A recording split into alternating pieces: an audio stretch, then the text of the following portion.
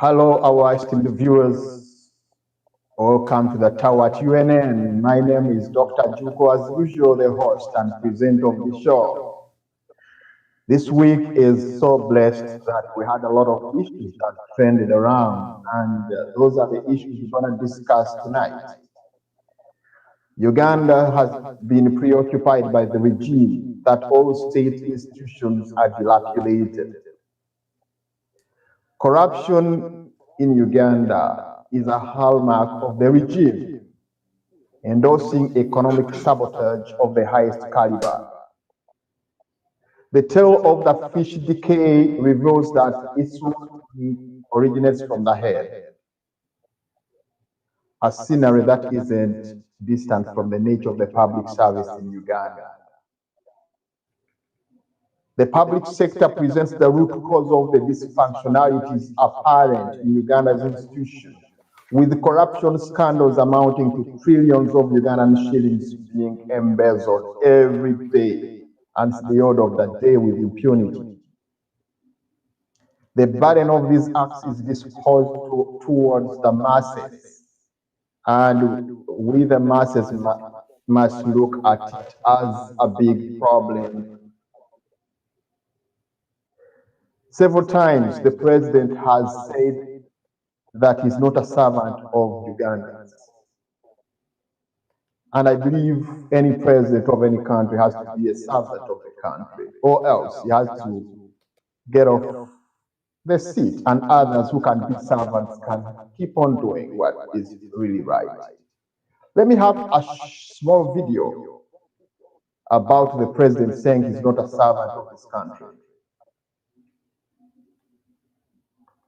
If I am rich, it is because I worked for everything myself. I feel very proud. That's why I don't care about anybody.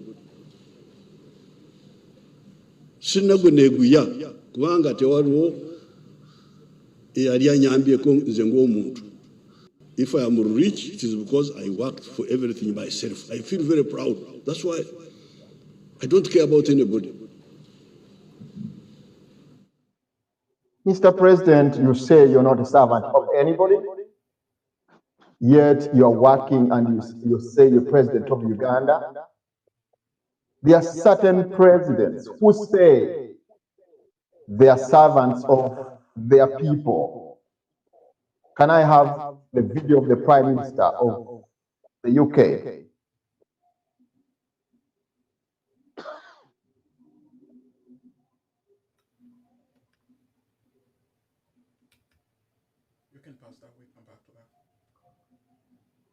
The truth is that the president must be a servant of this country. And if he's not, then he doesn't deserve to be a president. In the studios, I have very many people that we are going to discuss. And our main guest is General Mugisha Muntu, the retired General Mugisha Muntu. General Mugisha Muntu, you're welcome to the tower at UNN. Thank you, Dr. Juko, for hosting me. And good evening, dear viewers. You can speak a little higher so that people can hear you properly. Thank you, Dr. Juko, for hosting me at the tower. And good evening, dear viewers. Thank you very much, General. You know, for us in America here, whether you were retired general, you still stand to be a general. Okay. We don't have retired generals here. All generals are general. Welcome to the tower, and I hope we shall have good deliberation of some issues that are trending within Uganda. I'll play the video now. Yeah, looking forward. Thank you. Muntu joined the Guerrilla National Resistance Army of Yoweri Museveni the day he completed his university exams in 1982. Notably to say, early into the rebellion, he was shot in the chest but survived after receiving treatment in Kampala. Later, he emerged as the head of the military intelligence after the NRA.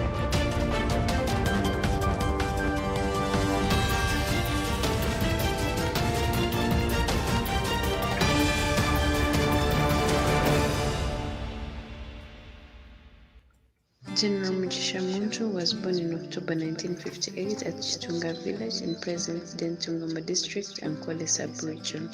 Muntu joined the Guerrilla National Resistance Army of Yoweri Museveni the day he completed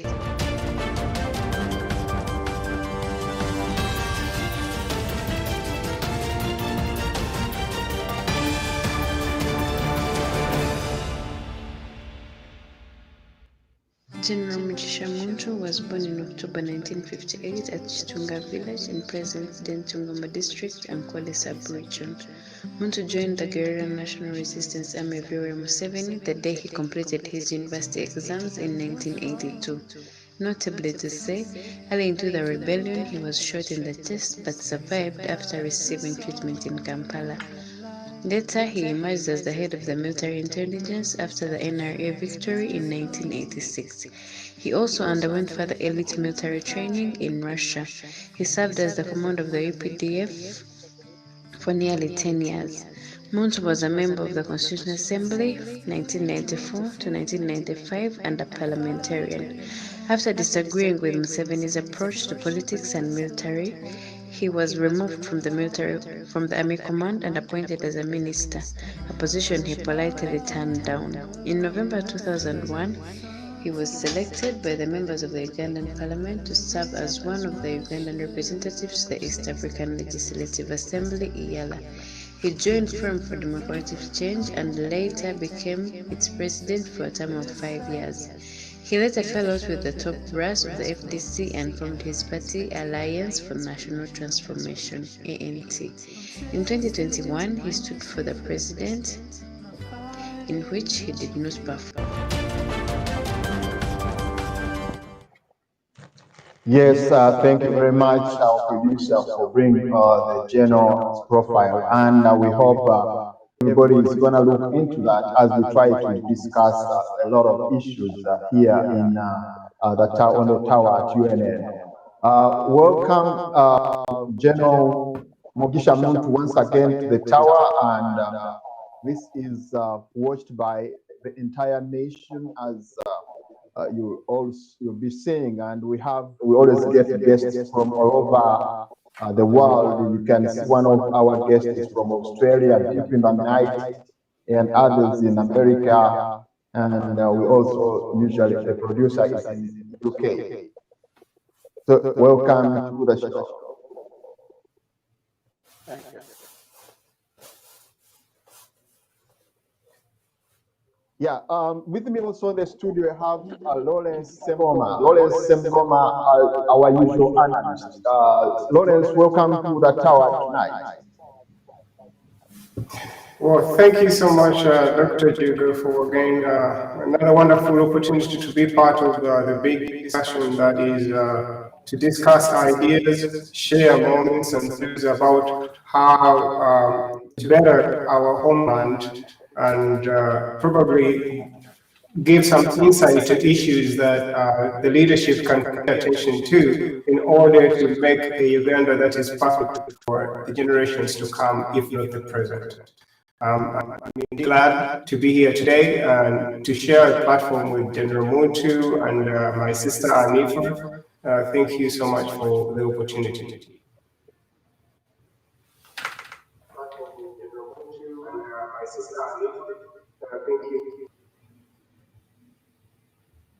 Thank you very much. Thank you very much, Lawrence. I have in the studio Hanifa. Hanifa is away in Australia, but we get her on phone. Hanifa, hope you're doing well where you are. Yes, definitely I'm doing well. Good morning to everybody watching who is awake, early awake like me myself. Thank you, Dr. Joko, for having me on this platform, where I am here to add, a stone to a very long overdue revolution in Uganda.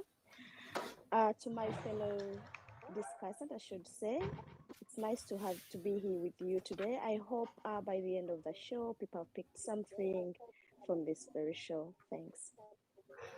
Yes, let me start with you, Hanifa. Hanifa, you seem to be, or you are a legal analyst, or you're a lawyer by profession.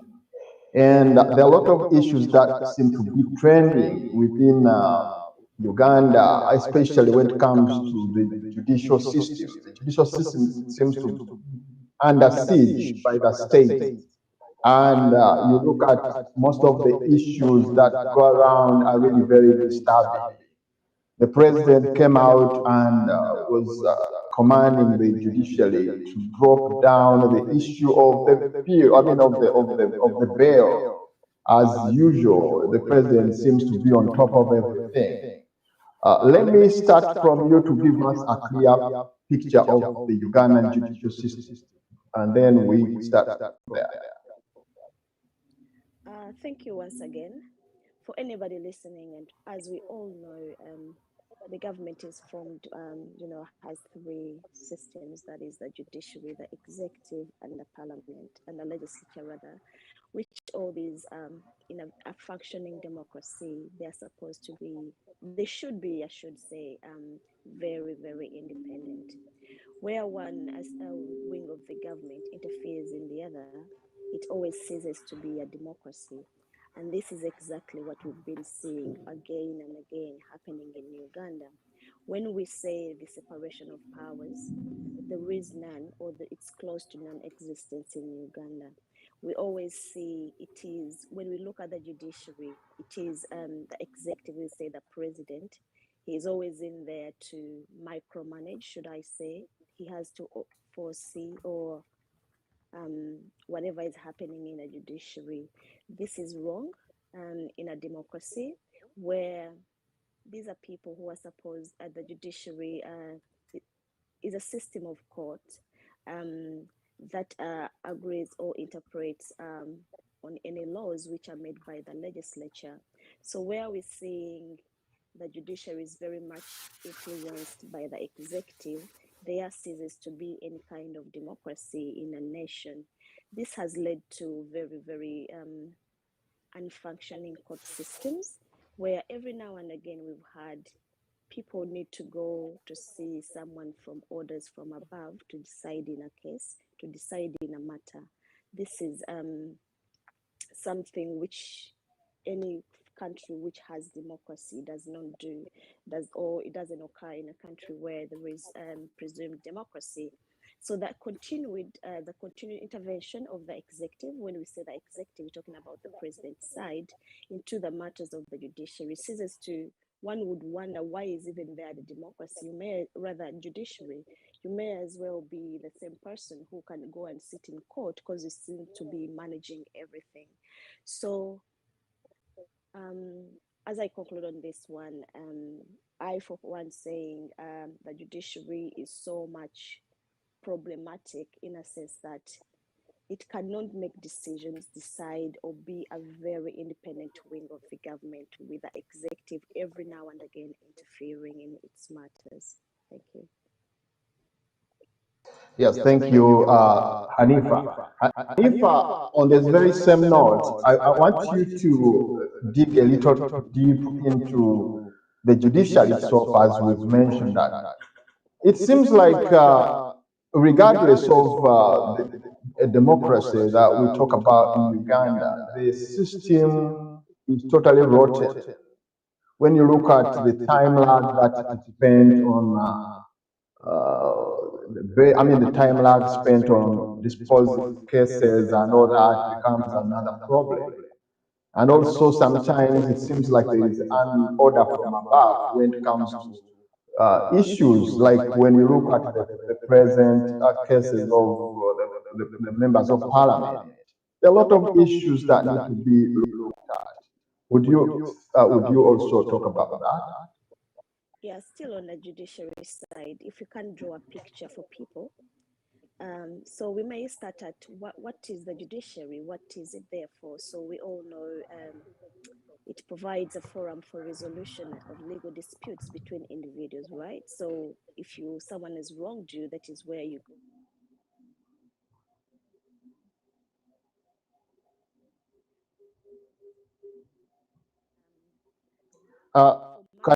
Can I request, can you raise a little bit your voice because the sound seems to be a little low? okay. So what I was saying is,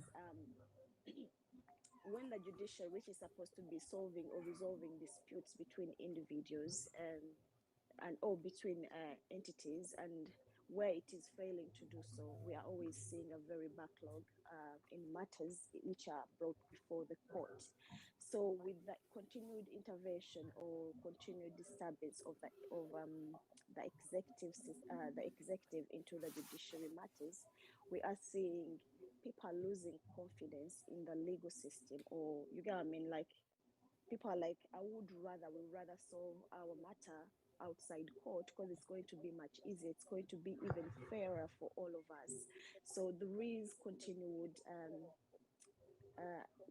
people have lost that trust. Like, if I took somebody to court, if I took my case into the law, into the the law system, I'm going to be able to even ever get justice. And plus, it's become a very even getting legal assistance or going into the legal system, it has become to be a very expensive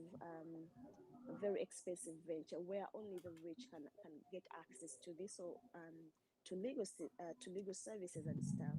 So this has also come to where the president is interfering so much in that you always hear people saying, maybe I would go to the state house, that is where my matter has to be looked in. Then the president has to write to a particular judge to have a look or a say in a particular matter, or an influence in a particular matter. So this is really failing. This is really absurd.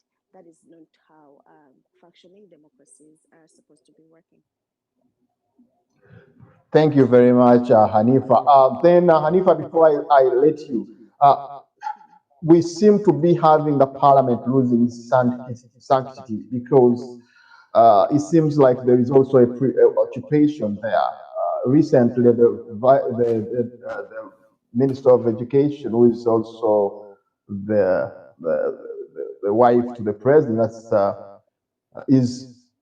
was able trying to call the members of parliament to Colorado for a session. It seems to be a very another issue that really disturbs the democracy Uganda seems to be talking about. Yeah. So when you say it, the parliament losing its sanctity, I'm not say I wouldn't agree when you say it is just losing. I would say for the past 40 years plus, I must say these have been the most sad years by Uganda, where over and over again there has been, the parliament has already, for all these 40 years, the parliament is not independent. The parliament is working in a shadow where, beg your pardon, where every now and then there has been so much influence of the other arm of the government, that is the executive. Like, every time we are always coming in. So when we talk about the parliament losing its sanctity, we look at as personally as where we have again and again seen in incidences where money have exchanged hands in parliament, where the members of parliament are, should I say, being influenced to vote for a particular legislation which is going to support the yellow regime. So the parliament is losing all it says, all its sanctity, where money is always tabled, even though there is no technical, rather there is no the camera, money is not shown on camera changing hands, but in the background there is always money changing hands. Then further, the sanctity, parliamentary sanctity, I beg your pardon. Parliament has every now and again its sanctity has been destroyed each time a corrupt ministerial decision is taken, and the nation loses thousands of shillings, whether it involves traditional sectors like, say, fishing, or modern areas like oil and technology. Although these every now and then, how can I bring it out? Where a minister who is very, very corrupt is always awarded these kind of positions, and the parliament still doesn't have any much say in this kind of things. It is already, I see it's losing what is meant even there to be for. Why is it even there? So it's more like a shadow where we are always a shadow or a facade where we are putting something there which is close to non-existent, doesn't work at all. So it's always losing sanctity. So like a minister who is married to the president, inviting the parliament to go to the state house to have a meeting to discuss national matters of education, which is affecting thousands of students in Uganda. This is morally wrong. I've never seen it being done anywhere. So, and the parliament, we're going to continue seeing such things happening as long as the very same regime is still in power. Yes, Hanifa, finally, when you look at the executive part of the government in Uganda, there seems to be also another trouble, because when you look at the formal structure or the cabinet seems to be not having enough powers. Most of the powers seem to be vested into another big, or I would say, a deeper state. You look at the president trying to, I mean, the brother of the state president sitting aside, giving out money, and also the vice president going to the brother of the president. How do you talk about this as well? Yeah, this that is quite a very interesting, should I say, a very annoying situation, in a sense that these are things we have as society actually come to normalize. So you would here in Uganda, people would say that is normal and that is okay. So that is culture. It has become culture. So that can never happen anywhere in the world where there is democracy anyways, because these are things we call about impunity and all kind of things. So where we've come to feel comfortable, like the president's brother is going to be having a share of the national budget, and with that we're going to be okay with that, and we say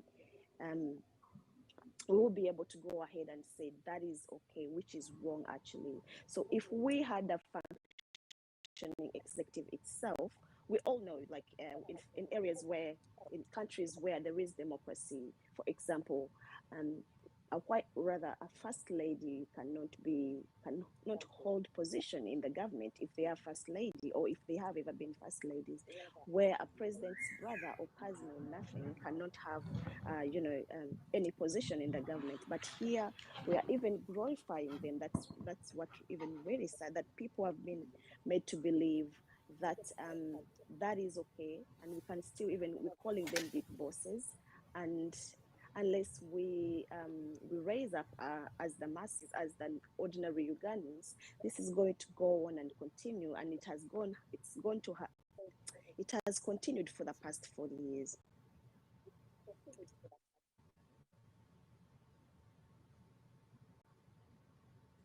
Thank you very much. Thank you very much, Hanifa.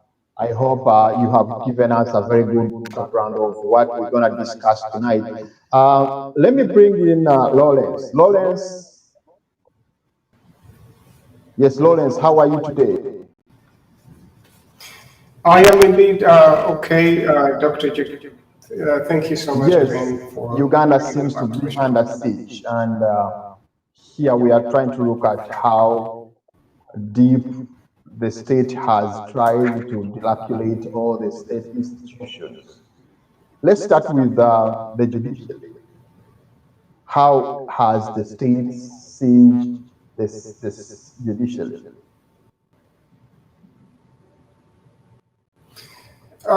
From my perspective, the way I look at it is more like if it's the head of the state appointing all these judicial officers, attorney generals and all that, and sometimes it's just the parliament to rubber stamp or confirm these appointments. We can already see that in that fact that the procedure to bring in officers of justice is that, you know, set up, you're definitely going to have a game which is rigged against almost anyone else. So by this, if I appointed whoever is going to guarantee that I am on the right side of the road, then of course by that I am always going to turn out to be the good guy, and anyone else who goes against me would always turn out to be, you know, villain. And this has been witnessed over and over again by the way the judicial officers carry themselves when the state has certain charges it has put upon any opponent.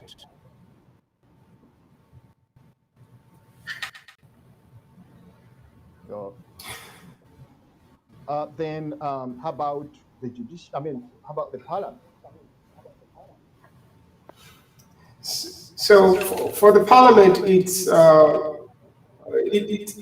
again the same thing. We've discussed gerrymandering before, and I think you know how you know Parliament has actually endorsed the creation of all these other many districts, down from I think the time the NRA or NRM took power. I think there were 7 districts or 20, but right now we are closing into 200, if not 300 at any point. And all these are pockets of power or influence that the president has created to guarantee that whatever legislation Parliament is supposed to table or tables is always going to yield in his favor. So in that note, again, you can see that the influence of the person on top is well entrenched in the parliament, which is I think the highest body most civilians can participate in to kind of give legal guidance and some participation to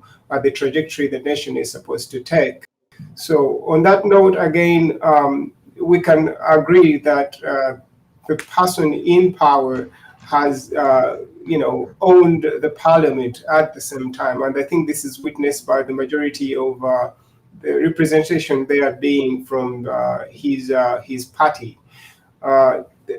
Again, that is pretty obvious that Parliament is not going to be objective on that note, because whenever there is any contentious issue, they can always meet in Chankwazi or anywhere else, and maybe sometimes they are given money even for to support certain decisions, and then that is going to pass.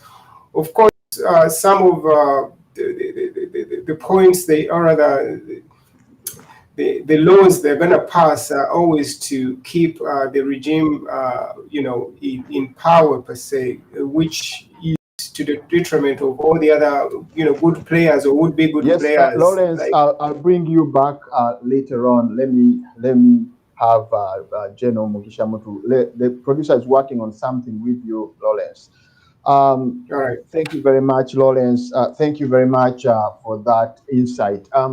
Let me come direct to General Muntu. General Muntu, once again, I welcome you.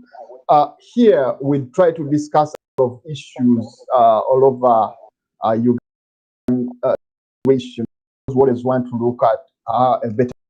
We, the people in the diaspora, usually find it very interesting when we come to Uganda and find it the way we live in these other places where we live in our respective countries. General, the situation seems to be very, very worrying, and in almost every sector, it seems like the state Lawrence, has just some echo.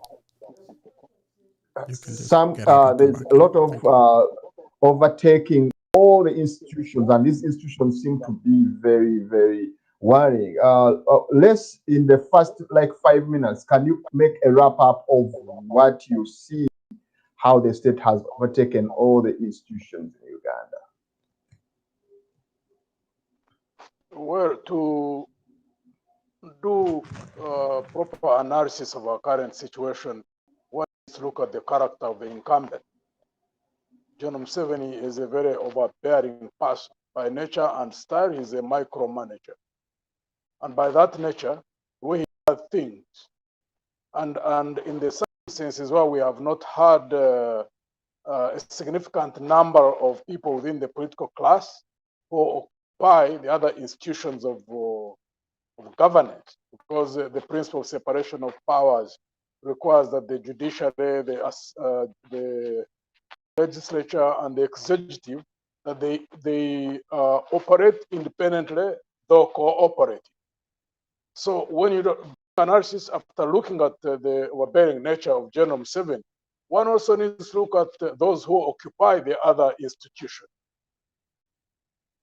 The only way you can check a general a micromanager is if you have got men and women who occupy the other institution, the other arms of government, the parliament, the judiciary, who are bold, and in the case like we do have, who are protected by the law, because there are very clear laws that protect the judiciary. They have got security of tenure. The members of parliament are protected by the law. They are well paid. However, if they do not exercise those rights, and therefore withstand the manipulation, the overbearing nature of an incumbent, you end up with the situation that we do have now. At the point of independence, there could be justifiable reasons why we had problems in the management of politics, because one, many of the people in the political class were not yet exposed to governance. Two, we did not have a large number of Ugandans who are educated. But close to 60 years, really, I'm not so sure that we should have excuses. On one side, we should recognize that there are leaders, like in the case of General Museveni, who are simply incapable of doing things in the general interest of people or in the best interest of the country, because he's driven by self, by self-aggrandizement. However, we must know that we should not depend on the goodwill or good faith of any leader ever. The only way countries can be stable and move in a positive direction on a sustained basis is when you have people within the political class who, one, agree on what is in the national interest, and two, in whatever position they find themselves, to do the best they can and to resist any pressure that comes from anywhere, whether they lose their jobs or not. I think that's where the problem lies now as we speak. I do not see, for example, how any judicial officer should bow to any pressure. They are protected by the law. However, when you do analysis and you see what is running through our political class, almost from the time of independence, I think that's something that we need to dwell on as Ugandans, but also to reflect on what happens elsewhere in many African countries, because it seems it's a problem that is so pervasive on the African continent. The emotion of immediate gratification leads us to operate in a mode of survival. Every time we are looking at how do I survive? Once a person is in a job, they're not looking at how do I do what is right to advance society. I think what drives most of us is how do I survive? How do I feather my nest? And as long as that emotion drives the majority of the people who are in positions of governance, we will still face the same problems that we do face now. Yes, leaders should lead the countries in a positive direction whenever they get an opportunity, but we need to know that human beings are different. There are those who get into power, and the first thing they want to do is to abuse it to the best advantage in advancing their own interests. As we have seen in General Museveni's case, he has had the opportunity to change the country, but he has become part of the problem. I think we know enough of that. Therefore, the question should be, so how do we rectify it? How do we break out of this vicious cycle? Because if we don't do adequate preparation, change is a constant. Change is going to happen. I mean, we have seen some changes, like the case of Uganda in 1962. But why is it that every time we are going in the correct direction? That's the issue of culture. And those who political class really need to dwell on this matter, do analysis of it, look at how they can organize better, so that the next round of people who occupy power act different. Because the assumption is that the moment General Museveni is out of power, that necessarily everything will go right. No, the problem is the culture. Actually, Museveni is a symptom of a larger problem. If we don't deal with that, even those who go in next easily be sucked in by the same trend, and you find that they will be doing the same thing. Yes, General, that's a very good introduction about Uganda. And I really agree with you. There is need to make an overhaul. Dr. General, it seems like every person in Uganda has failed to identify the problem. The problem seems not being identified in a way that they keep doing the very same thing all the time. Because now, if the power has been grabbed and taken over by the regime, it's like somebody who goes to fetch water, to fetch milk from a well where there is only water. Every 5 years, people go for election. And they know that even when they go for election, the regime cannot give away power. Doesn't that really perplexes you, General? Well, we have to deal with our own problems as Ugandans. I don't think that this problem can be fixed by anybody from the outside. So the more we engage in doing analysis, the more we engage in looking at the situation as it is, but also focus on how do we get out of this mess. The better for all of us, at least those of us who are participating in politics, like in the party in which I am, we almost don't do anything else other than dwell on that. How do we break out of a vicious cycle? Because, when you look at Uganda, at times those of us who live within the country, because of the nature of the problems we face, the tendency is that you can be so immersed and you think that maybe elsewhere things are better off. No. When you look across the whole country, the 4 countries, right now, the countries which have got stable systems, which are transparent in the management of their national resources, that have got democratic institutions, I don't think there are more than 10. So which means that the problem cannot just be individuals. The problem must be cultural in terms of the political culture. And who establish the political culture in the country? It is the elite, the educated, those of us who have had the opportunity to go to school. And therefore, one hopes that education broadens our minds, gives us the capability to do deep analysis, understand what the challenges are, and design solutions to them. And therefore, that's where we are at right now. Because change is a given. And therefore, even when we keep dwelling on the issue of change, yes, we need to discuss it, the nature of it. Also to discuss how we break out of this vicious cycle. As part of those who took weapons in 1986, we took power and we came out and, as we always do as politicians, we say the most things and anybody can say nice things. I think over where you are in America, they say talk cheap. Anybody can say anything. But the question has always been, not only in Uganda, but across the whole most African countries, implementation.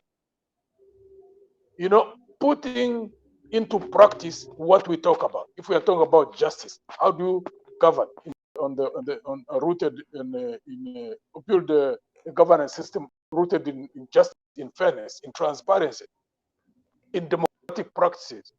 How do you do that? Can any country establish a democratic governance or governance rooted in transparency, in honesty, in integrity, unless the culture itself is so that you build a culture of people who believe in transparency, that they are the dominant force? Can we build democracy without democrats? Can we have established transparent systems where there are adequate checks and balances in the manner in which national resources are utilized, unless we have got a culture that promotes integrity? Can we do that? Simply can't. So how do we design the manner in which we make a breakthrough out of that? And in our own analysis, party to which I belong, our assessment is that many Ugandans who already believe in these values, who believe in transparency, they believe in fairness, they believe in equality before the law. But the problem is the majority of Ugandans have integrity, who believe in doing things right. Many of them don't go into politics. They stay on the sidelines of politics. And nature hates vacuum. Yes.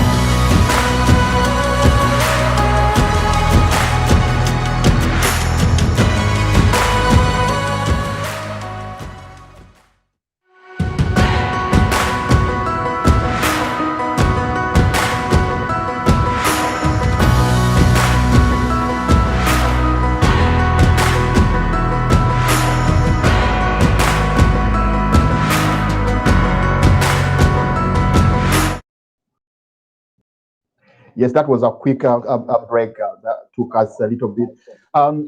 General, I was saying that the situation that we have in Uganda seems to be that the regime has made it a kind of that they bring in classism in terms of having the elite class, as you've mentioned about it, and that elite class seems to be very comfortable. Look at the parliament; the money is given to the members of parliament. Those in any revolution in a country, it's always the middle class that leads the revolution, and they seem to be very comfortable. They get good money, they have good cars and everything, so they don't seem to be, having any trouble with the status quo. How do you expect to have change when such people are already, compromised?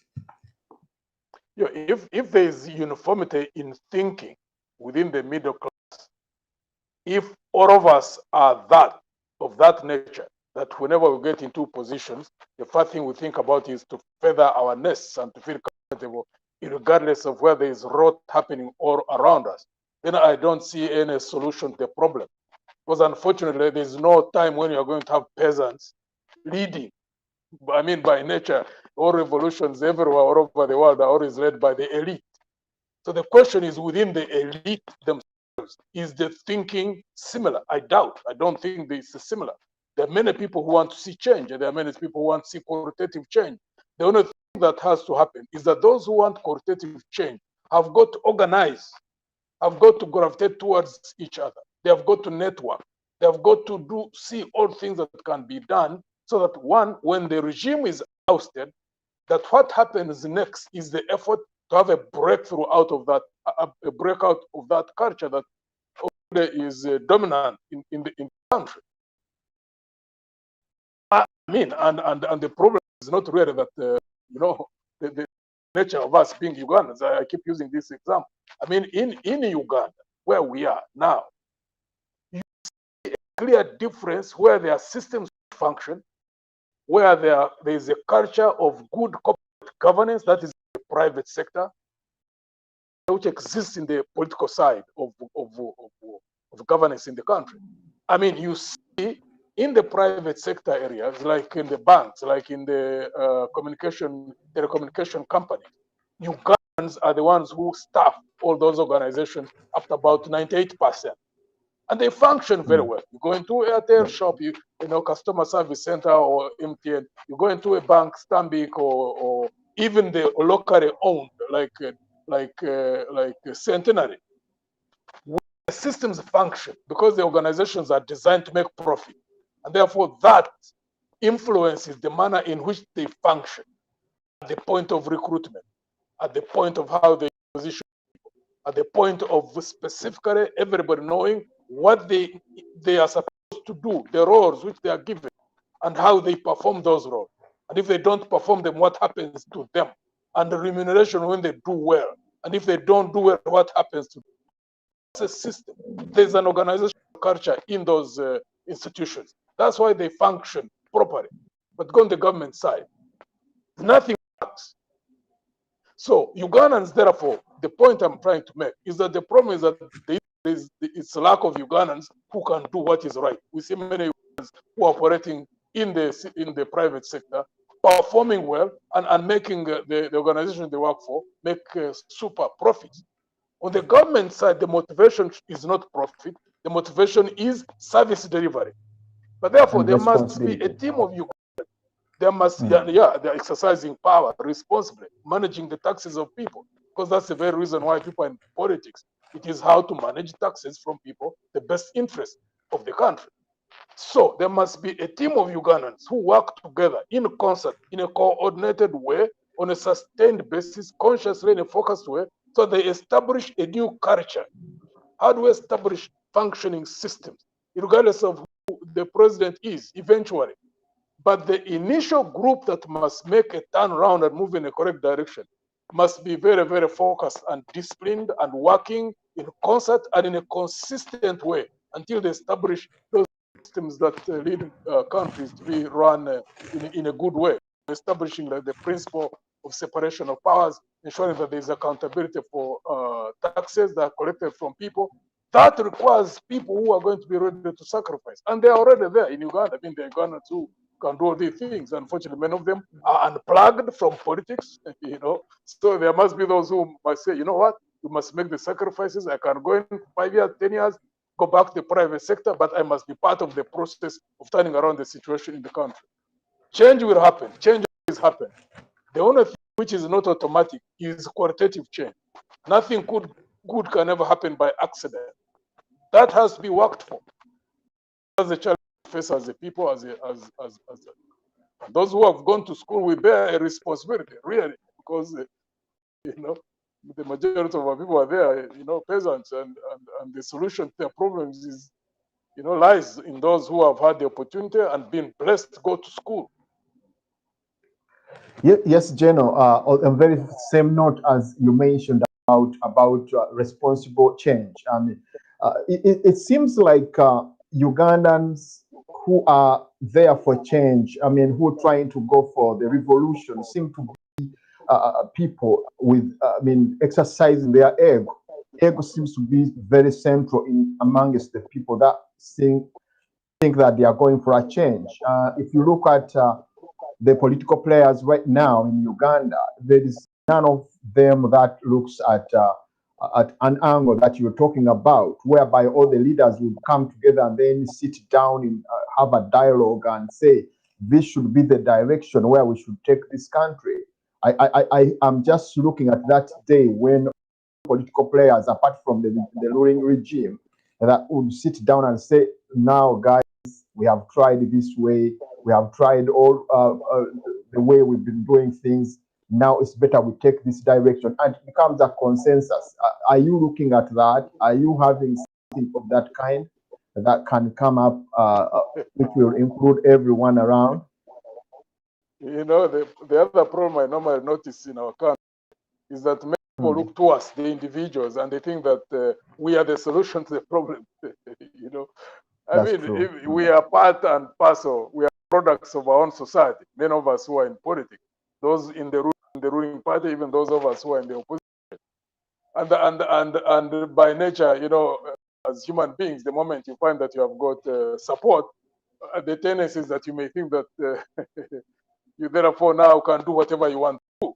However, to me, and it is possible that the Ugandans who are exposed, who are educated, can create a standard, and coordinate effort and design where they think the country should go, and say 1, 2, 3, 4, 5, 6 what we require. This is what we want to see happen in our country. And then those of us who are in politics would be doing things that we need to do to be seen to be that is required by the influential Ugandans who are not necessarily in politics, but who've already stated what they want to see happen. But the problem is that they respond to us. and we are just human beings. And the power is tempting, and we can also be overwhelmed, And therefore, most times we just say things which we know are going to, excite people.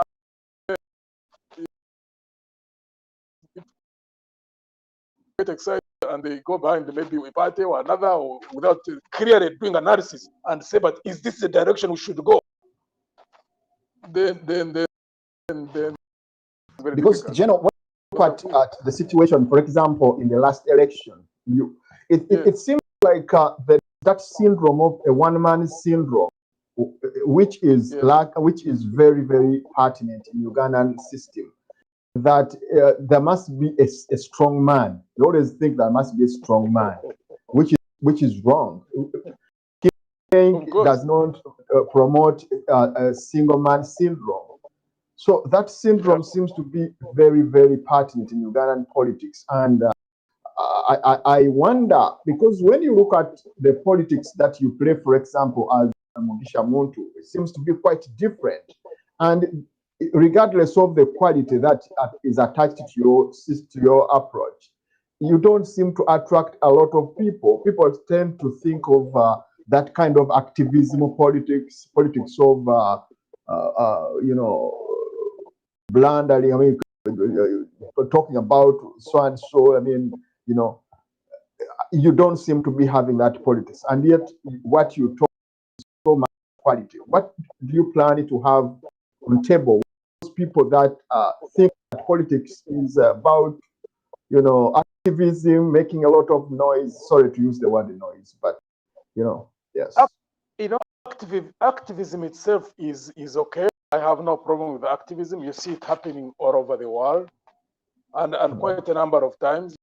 People who are active, maybe to wake up even a regime that would be sleeping on the job. But it's even activism needs to be by design.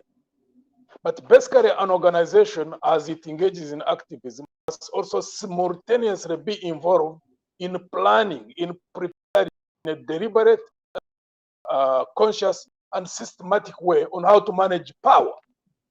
Because activism, even when it leads you into power, if you are not ready to manage power, you must be overwhelmed. I mean, I've been part of a group that took power, and we just got overwhelmed along the way. Yeah, like it happened in Sudan. There wasn't adequate, preparation. And when we talk about that, there are many people who think that we are talking about utopia.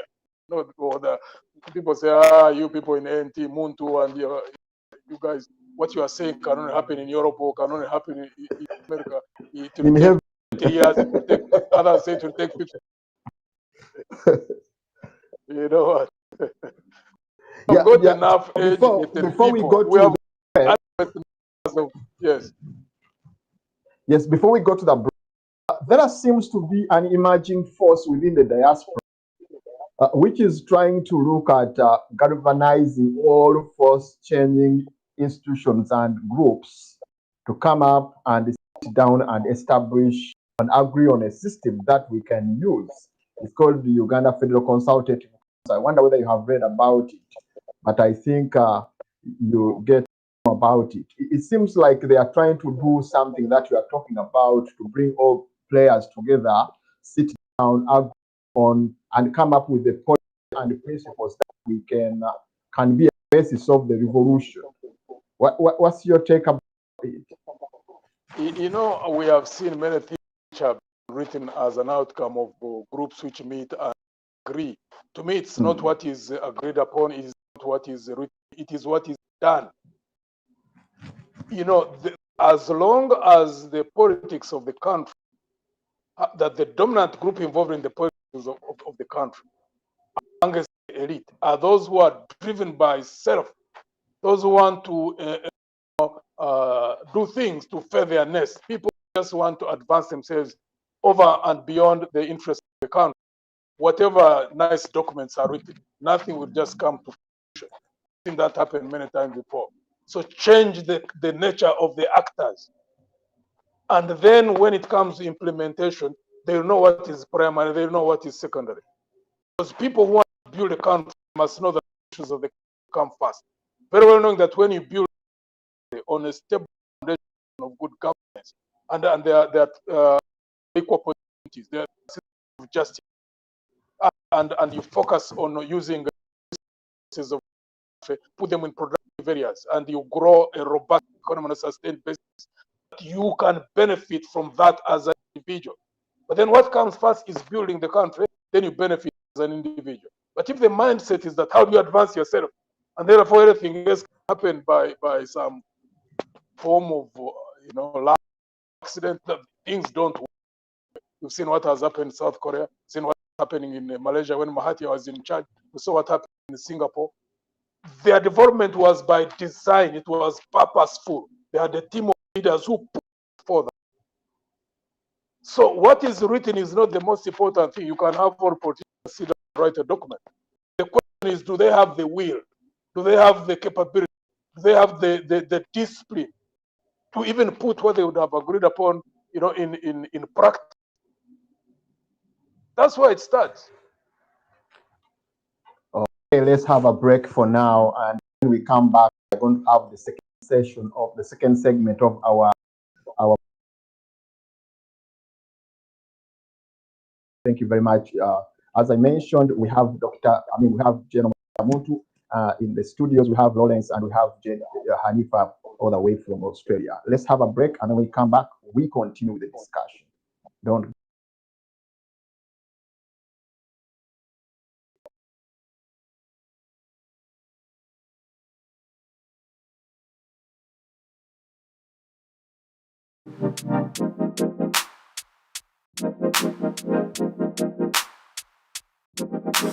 Time takes a toll on everyone, they say.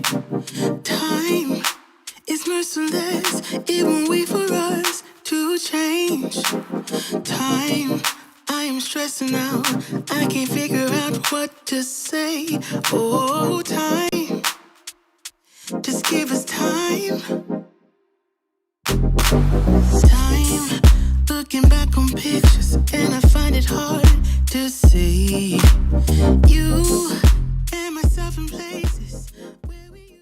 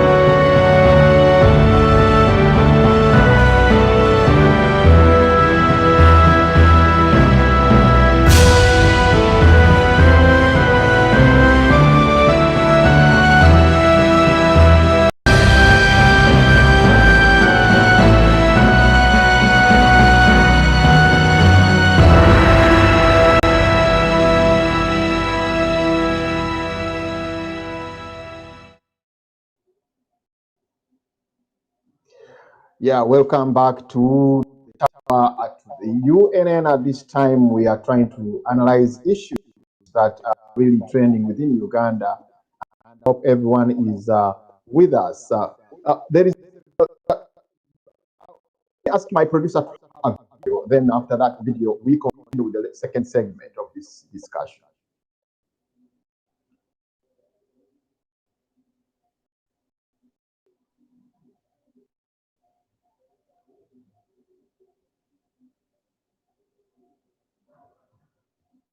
You just wait. We shall crush those enemies as we have done in the past. Yeah. You preach your nonsense, we shall answer you by what? For us, we sought to kill. The head and the chest is our target. And if you go beyond word and want something else, you also get it. This is not the first time. Police has a right.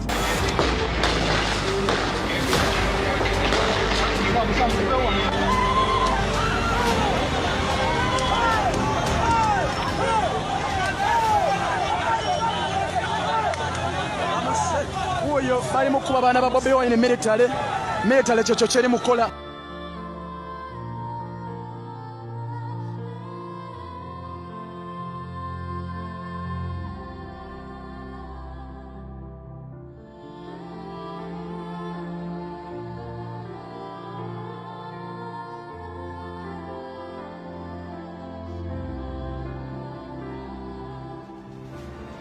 Police has a right to shoot you and kill you. We have started.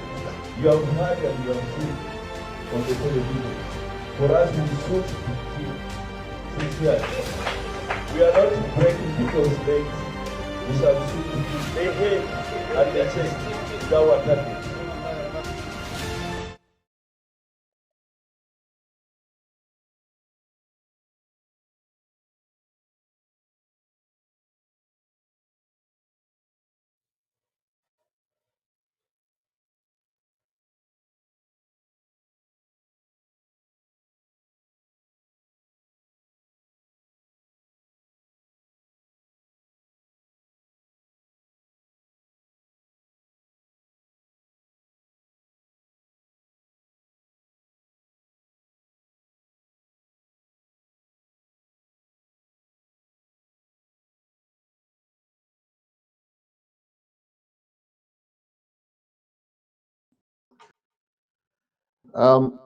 Segment, as I've mentioned, we're going to try to look at some other important aspect of the regime taking over the country.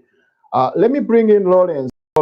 Lawrence, I've heard how General Muntu has tried to give a very good wrap-up of the situation in Uganda. So we want to have a deep analysis of some of the issues, especially the issue to do with the institution of the army. The institution of the army seems also having a lot of trouble.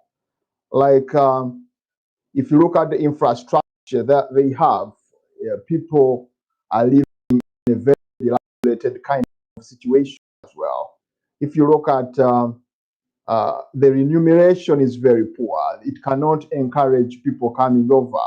I mean, be participating in the best way. If you look at the privileges that are given, it seems to be just in the hands of very few people.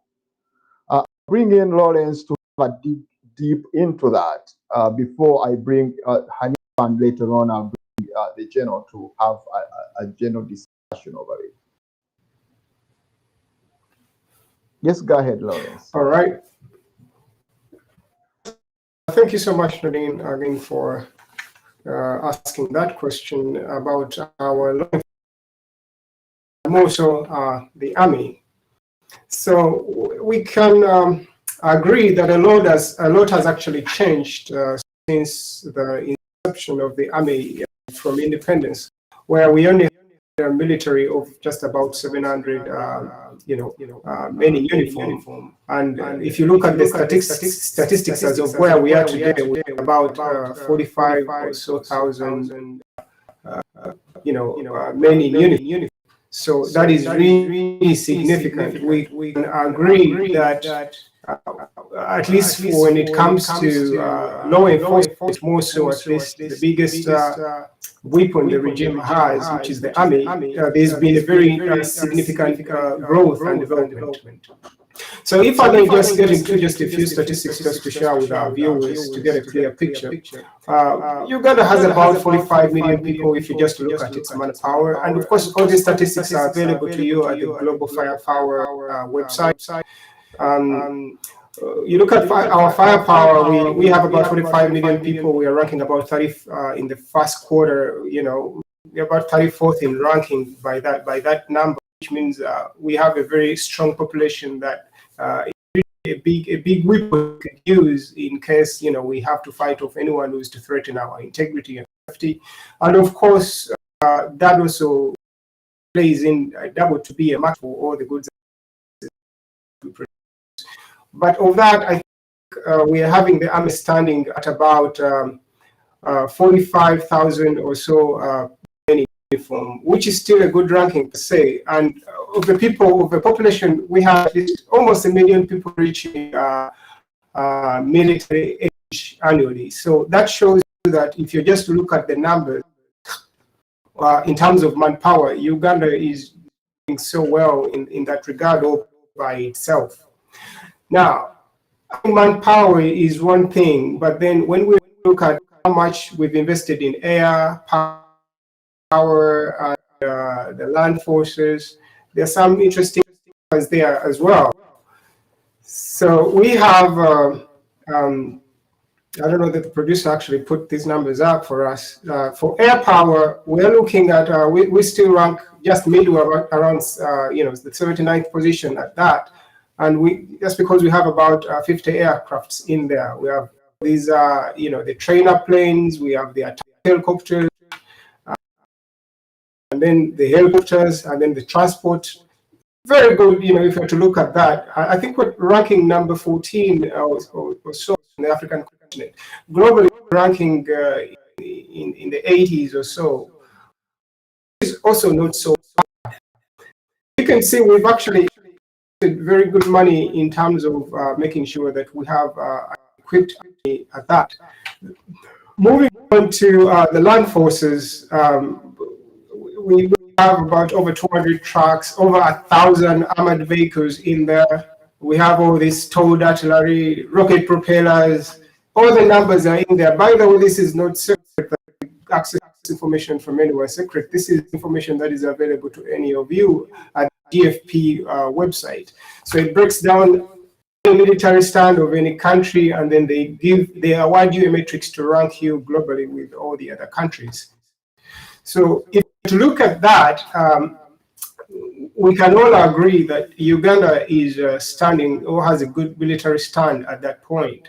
But put in mind that we don't have as many internal wars, though we can agree that there've been a good number of, you know, insurgencies that came up, especially from 1986 when the government took over power.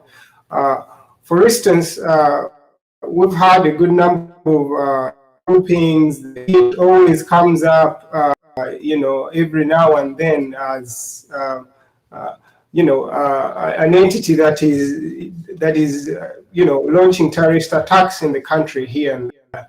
But looking at the other, you know, the number of insurgencies that have come up, it has been gradually reducing over time, at least from the time the government took over power.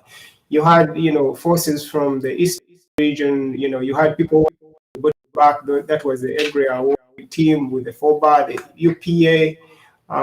You had some power, I mean, some forces from the Western region, the ADF. Those are the ones that launched in that part of the country. And then, you know, you had other forces in the north, the LRA, the Akwena group, and the Citizen Army for multiple politics. So again, just referring back to what the general discussed, you can see there have been a good number of people who have tried upon themselves to launch, you know, a front against the government to change at least the way things are moving. But I think most of them have actually been very unsuccessful. When you look at the number of attacks, or rather, the groupings for starters, the formations have been reducing over time. That at the moment we don't have any, any rebel groupings per se idea. At least that is as of 2 or 3 years ago. But again, that does not mean that we are not investing, as much in the military. We're still, we're still maintaining the military budget to about 3 or 4% of our GDP, which is quite interesting. Now, looking at those numbers, one would ask, but about if we try to put that much attention we put in the military into any other sector, like for instance education, health, because I think the general has just highlighted that we need more educated people, or rather the elite, to change. They've been able to go through some grooming, some learning, and acquired all these knowledge and skills, and they know what is right or how things should learn right in the global village we live in today. But are they making the effort to do that? It looks like everyone left that mandate to whoever, any activists who comes up, or anyone who can gather the numbers into today's popular politics. I think you've seen now musicians are filling in that gap, and comedians, and we've had a good batch of at the moment. So many people from who are thought of initially to be interested in politics are the people who are actually at the front right now. Does that mean that those are the best the country can offer?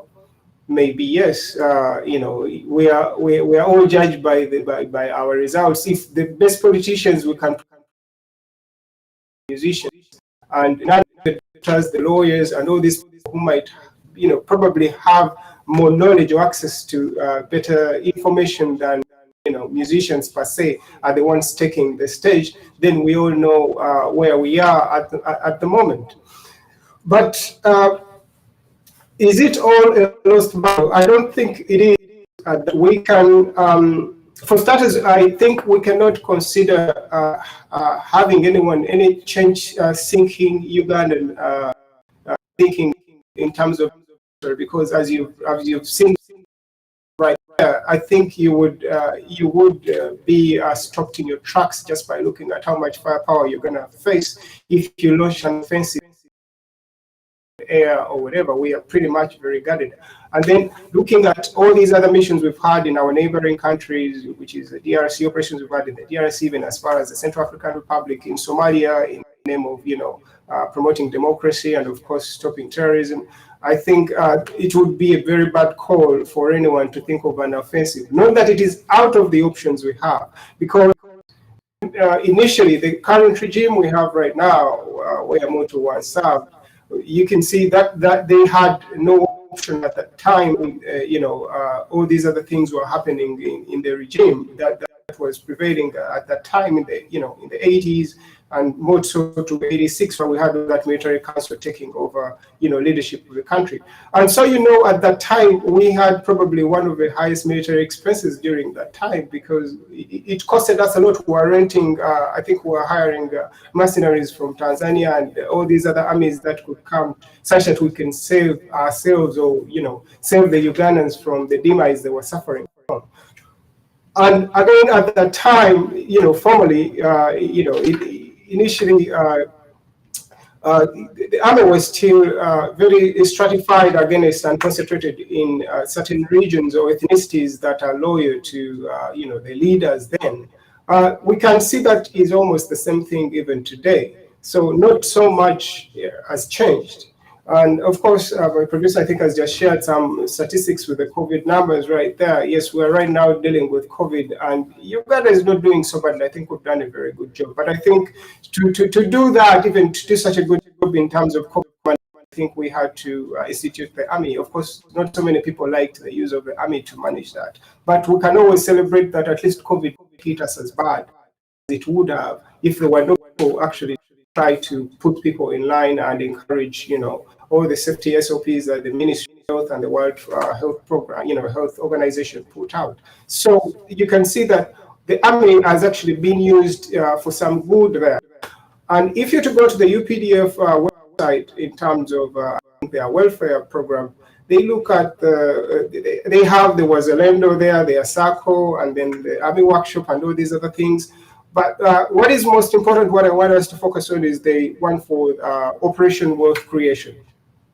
I think that's the one that the president's brother is running. And if you just to look at the money they have, they are into agriculture, technology, and bringing in experts to tell everyone about all the ways they can improve infrastructure and their businesses, which is focused at the informal sector.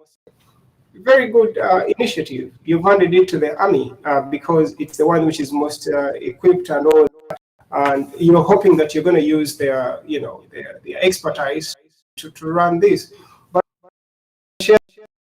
most of the service lines we have just looking at managing taxes. They're not business entities. When you look at Operation Wealth Creation, focusing at making making people more productive or reaping some profit, in that regard. Always assess whether worth. So well, they've completed so many projects, but we're yet to hear the real impact of such programs, on the wider scale of things to the Ugandans out there. Now, I would want to conclude by just looking at the functions of, the UPDF. The UPDF is supposed to preserve and protect the sovereignty and integrity of Uganda's territory. Are they doing that? We can agree that that is being done to an extent, at least save for the terrorist attacks we've had, which any government or so sometimes in their life actually do face such attacks from people who might be cowardly, and then they're going to come for you on those fronts. We're dealing with that. It's a global issue, and we've participated in trying to manage it for other bigger powers like the US and so. And like we discussed the last show, terrorism is war. It is rebranded today, but if you have to go back before NRA came to power, what they were doing is exactly terrorism, but now it was rebranded. It was guerrilla warfare then. Today it is chance because you're going to go with the terrorists. Of course, you'll be stopped in tracks. So that means that this government is well secured by today's kind of inclination and looking at global security. But moving on further, just to go through just quickly the functions of the UPDF, it has to cooperate with the civilians. I don't know to what extent it does that. I think it tries. And then at other times, things go out of hand. It's supposed to foster harmony and understanding between the defense forces and the civilians.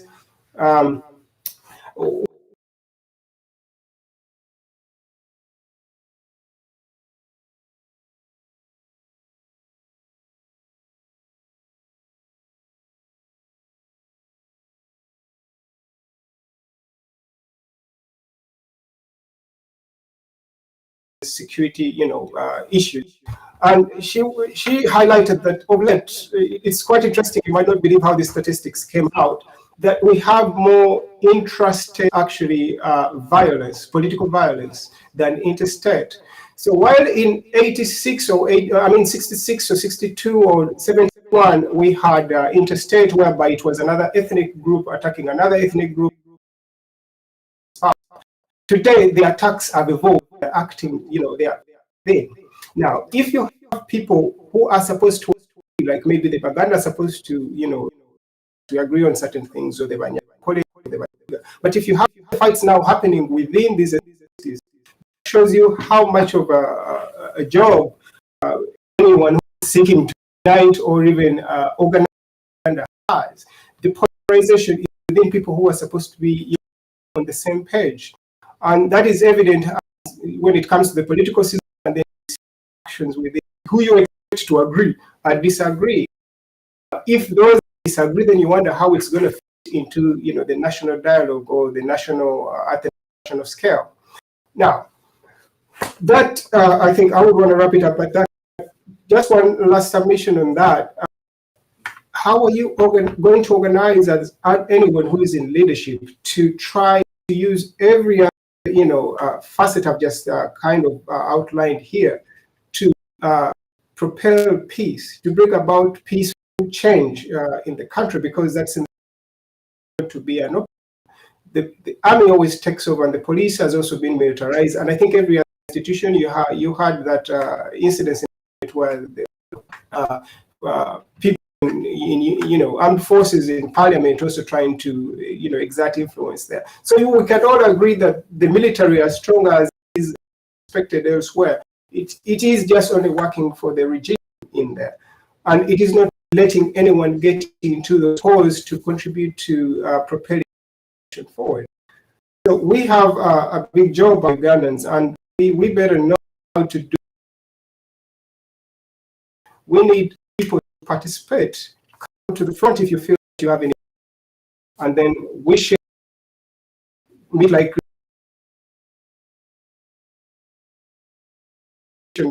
the good platform, just like the way UFCC is and any other. If people more leads can get in who are very good level-headed and they have very good contribution ideas, we will be able to actually move the nation. Thank you.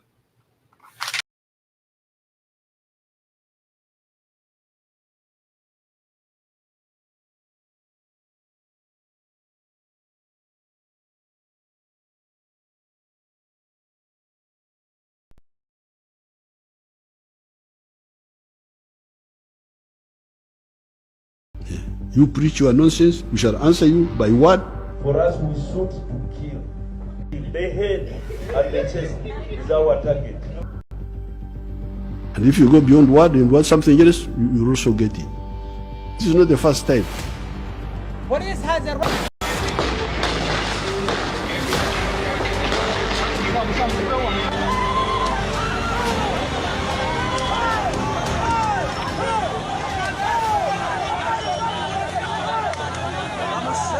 Oyo bali mukuba baana ba Bobi Wine military kyekyo kyeri mukola.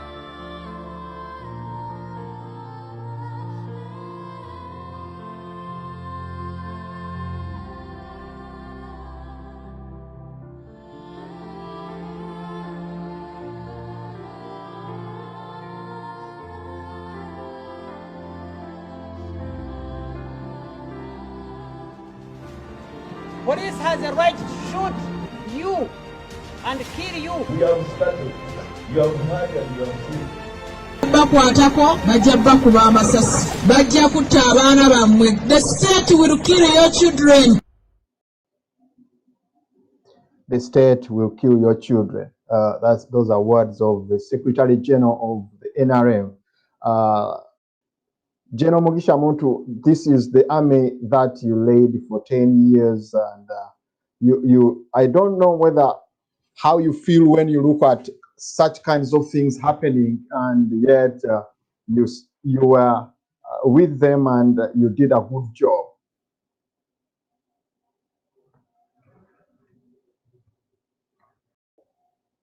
The army is hung in the balance.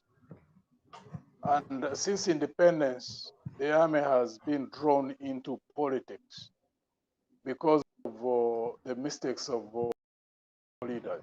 Everywhere on the continent, in most cases where the army has been dragged into politics, it has been as an outcome of wrong decisions or deliberate decisions by those in power to use the army or the security forces for their own survival in power. There have also been some instances, though, when there have been leaders in Africa who would have wanted to move their countries in the right direction, and then you find that the armies are influenced by external forces to oust them. In Uganda currently, the situation we have is quite challenging. But the UPDF is the third army so far, standing army, because we had UA, which disintegrated in 79, then we had UNLF, which disintegrated in 86, and then we have UPDF. And one of the biggest failures General 7 has had is to fail to professionalize the army and also to distance it from partisan politics. He does that because of his own survival. I mean, all the design and how the security services are used, the army, the police, intelligence services, is for regime survival. However, we keep communicating those who are in uniform. Difficult as it is, I've been in uniform before. I know how complex it can be when you are, supposed to follow command. However, I also know that in a number of transitions in the African continent, the stance which has been taken by national armies has either sucked countries into a deeper crisis or helped the countries in not going to crisis, like the manner in which the Kenyan army participated in the transition process. We've also seen where armies have intervened, like in Zimbabwe. We have seen coups of recent, like in Khartoum. And each country has got different conditions. And therefore, one of the things I think we have to keep discussing in Uganda, within the political class, those on the side of government, those in the opposition, and also to keep communicating to those in uniform indirectly, is for us to ensure that we do all things which are possible to have a smooth transition. So the next group which goes into power only has to deal with correcting errors and moving the country and moving it forward in a positive direction, rather than the next group goes in and the first thing they have to do is to pick the pieces of a country, try to put it together. Because that's also another possibility. I mean, we have seen that happen in quite a number of African countries. So it's a challenging thing. I don't think that any of us has got clear-cut answers right now. I think we must keep on engaging in discussion in how to do the best that we can within the challenging circumstances. General Museveni's only focus, as he is now, is to survive. So when it comes to using the army in whatever way, the police, the intelligence services, he used them to survive as a president and also as the regime. However, he doesn't own the country. We have 45 million people. Therefore, we must also keep contending with that situation that he wants to create, to ensure that as we communicate, because we cannot communicate directly, for example, to go into an army barracks and talk to the officers, or go to a training academy and talk to the officers, which normally happens in other countries where armies are professional, because the senior officers normally invite different political actors. They go talk to them, and then they quietly do their own brainstorming. They get to see how best they can operate within the environment in which they're operating in the country. That is not possible in Uganda. So the only way we can communicate is through media, through other different ways. For those in uniform to know that it is their responsibility, one, know that this country is not owned by an individual. General Museveni as an individual, he will pass on like all of us pass on. Two, that they are in uniform, that they have got a responsibility for the stability of this country. Two, that they must work for a future because they have children. And I believe they must know that they have grandchildren. That they must do things in a manner that creates an environment in which they have a good life, secure life for themselves when they're out of uniform, for their children, for their grandchildren, and for the country. Difficult as that might be, they must know that they shoulder that burden. That's what leadership is all about, including those who are in command. The country does not belong to any individual. We're a growing population, 45 million people that we are now. Another 25 years, we're going to be 100 million. So any officer who's been trained anywhere, in any academy in the world, most of the officers are exposed, fortunately enough. They have operated in Somalia, they have operated in South Sudan, they have operated in Liberia, they have operated in Central African Republic. They have seen what it means when they are failed states. So they must think deep, actually deeper than even the normal people who are outside of uniform. Either to see themselves as part of the solution to the problems of the country, or to know that if they don't act as a solution to the problems of the country, that they'll be part of the problem. And there's also many times those who are in uniform must know that when you become part of the problem, there's also always a cost to that the wrong decision that you take when you become part of the problem. Basically, that's where we are at. And Lawrence talked about the army being put like in a. I don't agree with General Museveni's the way he puts, for example, into wealth creation. I mean, that's politics.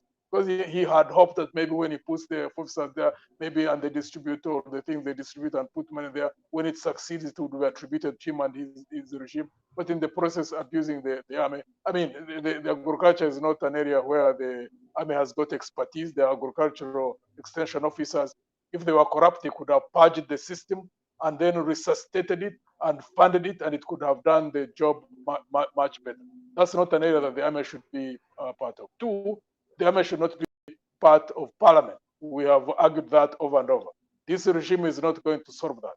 My hope is that the next government will be composed of people who recognize that the army, while it should have a high level of political consciousness in the officers and men, it should not be partisan. It should be national in nature. It should be professional. But as we stand now, I don't think that they're going to put out those representatives from parliament, as long as General Museveni still retains the stance that he has of regime survival. The army has to be very careful. They have seen many transitions. When you look at the situation, for sure, looking at the trends in Uganda and actually the culture that has been, put across, especially to the army. In other countries like Egypt, for example, they make sure that almost every family produces an officer, whether for 5 years or whatever, so that people can be part of the army. I mean, and the army can be part of the community. In America here, they put a lot of privileges to somebody who serves in uniform. It seems like the culture in Uganda is too much of whatever regime that comes over, takes on another, brings in another army. This also brings another issue. Secondly, when you look at the problem of the infrastructure, the army, it seems like all the money spent or the big budget of the army goes too much in the ammunitions and all that stuff. But the people that work into on those infrastructures seem to be very, very much dilapidated. The remuneration is very low. Their welfare is very bad, and some people are arguing that is one of the reasons why you see they are unleashing a lot of anger onto the people, on the population. Would you dig deep into that, General? Well, the army officers cannot speak in public, but I have a feeling that if they were to speak in public, there are a lot of things that they'll be able to say. I don't think that they are. It seems like your sound has gone. Yes, you are good now. No, there was a call which was coming in, unfortunately. Okay, go ahead, sir. No. The army is not immune to facing the challenges that we do face. I mean, many of the officers and men are not paid. They face the same challenges of health services when their parents or their extended families are sick, or when the pressures from extended families about education. Many problems that we face but the design of the army is that there must be discipline. You cannot speak, outside the army fora, and therefore it becomes very, very complicated for them. I cannot speak for them, but what I know, at least as someone who was in uniform at some point, and I believe there are many, many officers and men who are well educated, who are trained, who have seen the problems that have happened on the continent, who would want to see a stable country, who want to see a country that is growing steadily in economic terms, and therefore become beneficiaries to the development process, whether in uniform, whether out of uniform. And the question is how they themselves internally, because they cannot organize, but be conscious that they need to be part of the solution to the problem that we do face. Complicated as it at times is, because the armies and forces follow orders, but there are also orders that need to be refused. That can also happen. I know of times when presidents have given orders and the officers simply say, I will not carry out that order, and face either jail time or be fired, whichever happens. They must start building that reserve within themselves. They are part and parcel of our society. And they need to know that if we don't solve these problems in a way that maintains stability in the country, that we would face a crisis where we are heading. When you get a situation like you see what General Museveni is saying, like in the case of the generals, at times, some of them who say some of the most reckless things. One, it's an indication of two things. When a regime is under pressure, they start lashing out. That's an emotional reaction to pressure that they do face. But also the other thing that we need to know power is an intoxicant. You know, if you have people who get to power, if they're not stable enough, they get intoxicated and they can just do anything. And therefore, all the things that we see should be a signal to the rest of us who are outside power. Everybody who wants to go into power needs to know. When you go into power, when you are not able to build yourself psychologically, even in the event that there are no systems to check you, that you have got a capability as a team to check yourselves, until you build systems to check people who are in power, you can easily get drunk. And I can tell you can easily do the same things that you see those generals saying on those on the screens, as we have seen many times before. We saw them saying things in the 60s. We saw the challenges in the 70s. So even in the 80s, same thing has happened. So as we deal with the current situation, my hope is that the political actors have also keep working, you know, across the board to have leaders who, the moment they're in power, don't just get drunk like those whom we see in there now.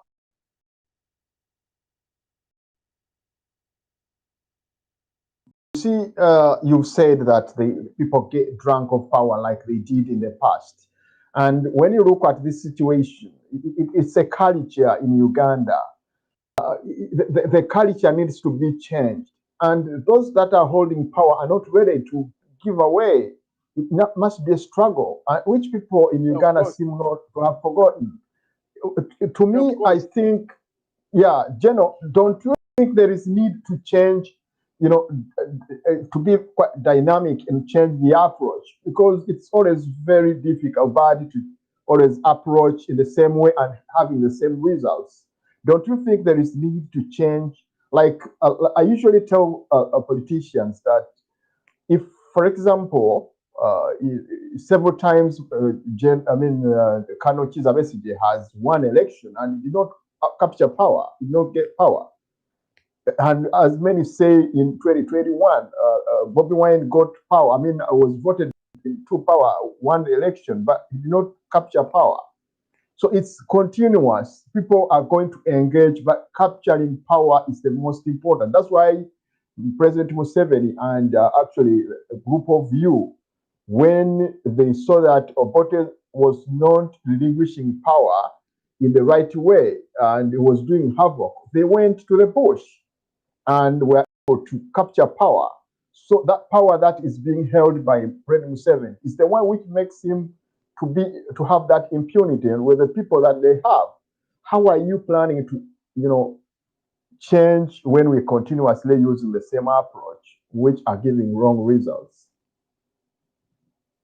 It's just preparation. You know, many of the people are focusing only on change. They are looking on the day when General Museveni is out of power. And many people seem to think that at that point everything will be okay. To me, what happens before that day is the most important. Because if you don't engage in a you know, organizational effort to put in place a team of Uganda, men and women, across different generations, across different ethnic groups, across different religious groups, but who come together because of having common understanding of what they intend to do, common objectives, a common vision, and know that they bear the burden of the moment they take power, to know how to manage power, even when there's nothing to check them.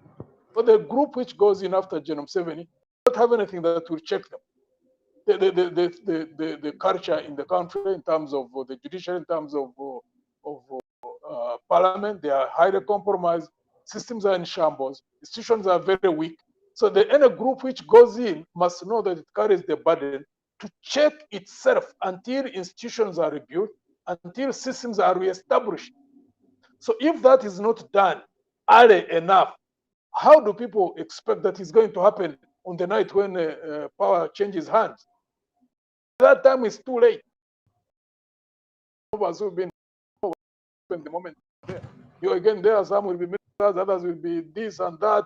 They are being saluted. There are huge vehicles there. They are how will they organize themselves if they don't organize themselves early enough, so that you have a team of people who have engaged in organizational work early enough, and they go as a team.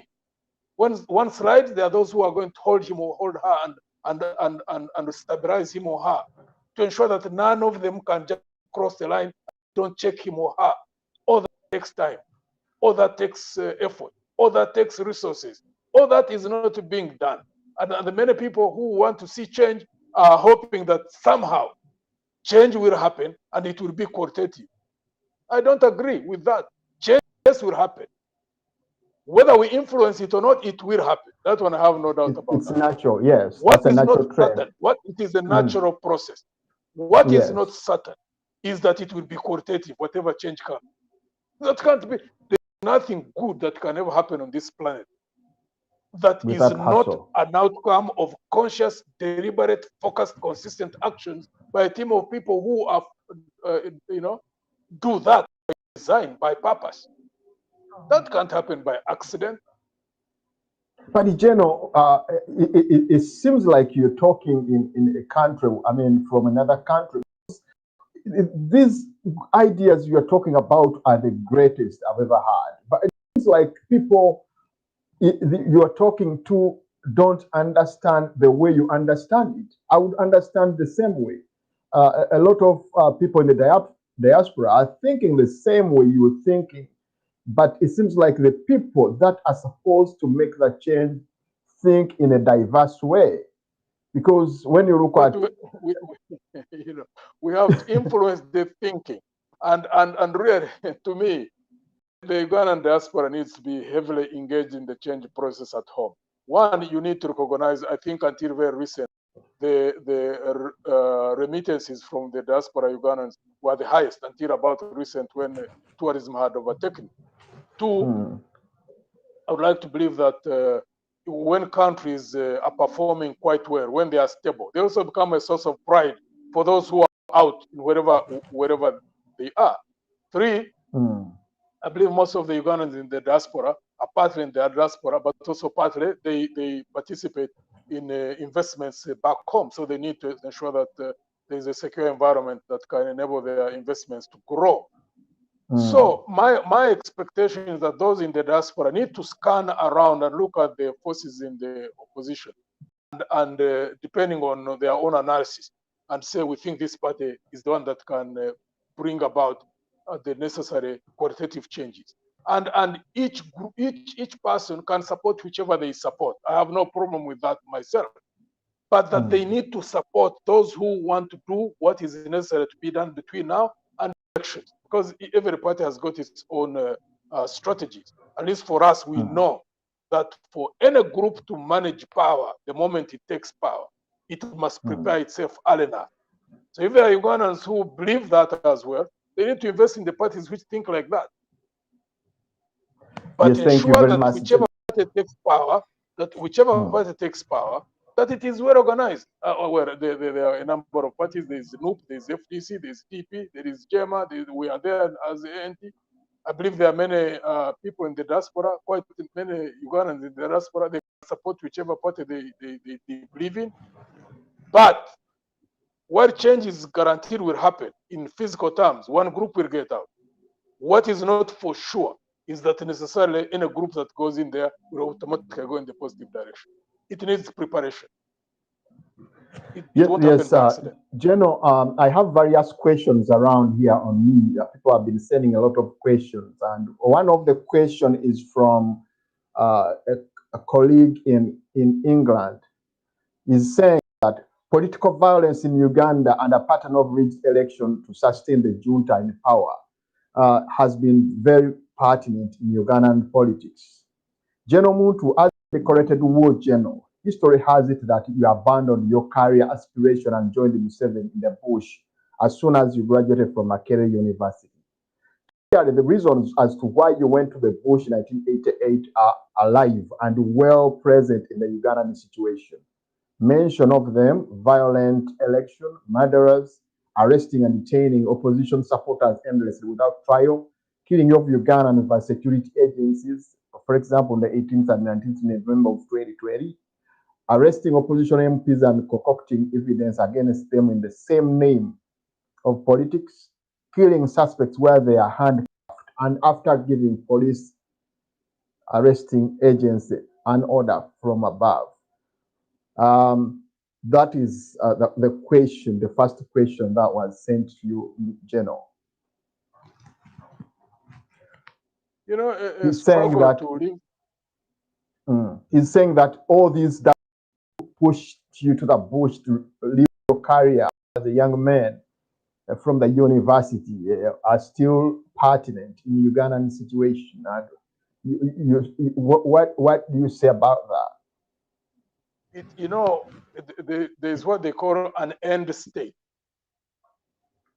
And in many walks of many walks of life, we are all pursuing a certain end state.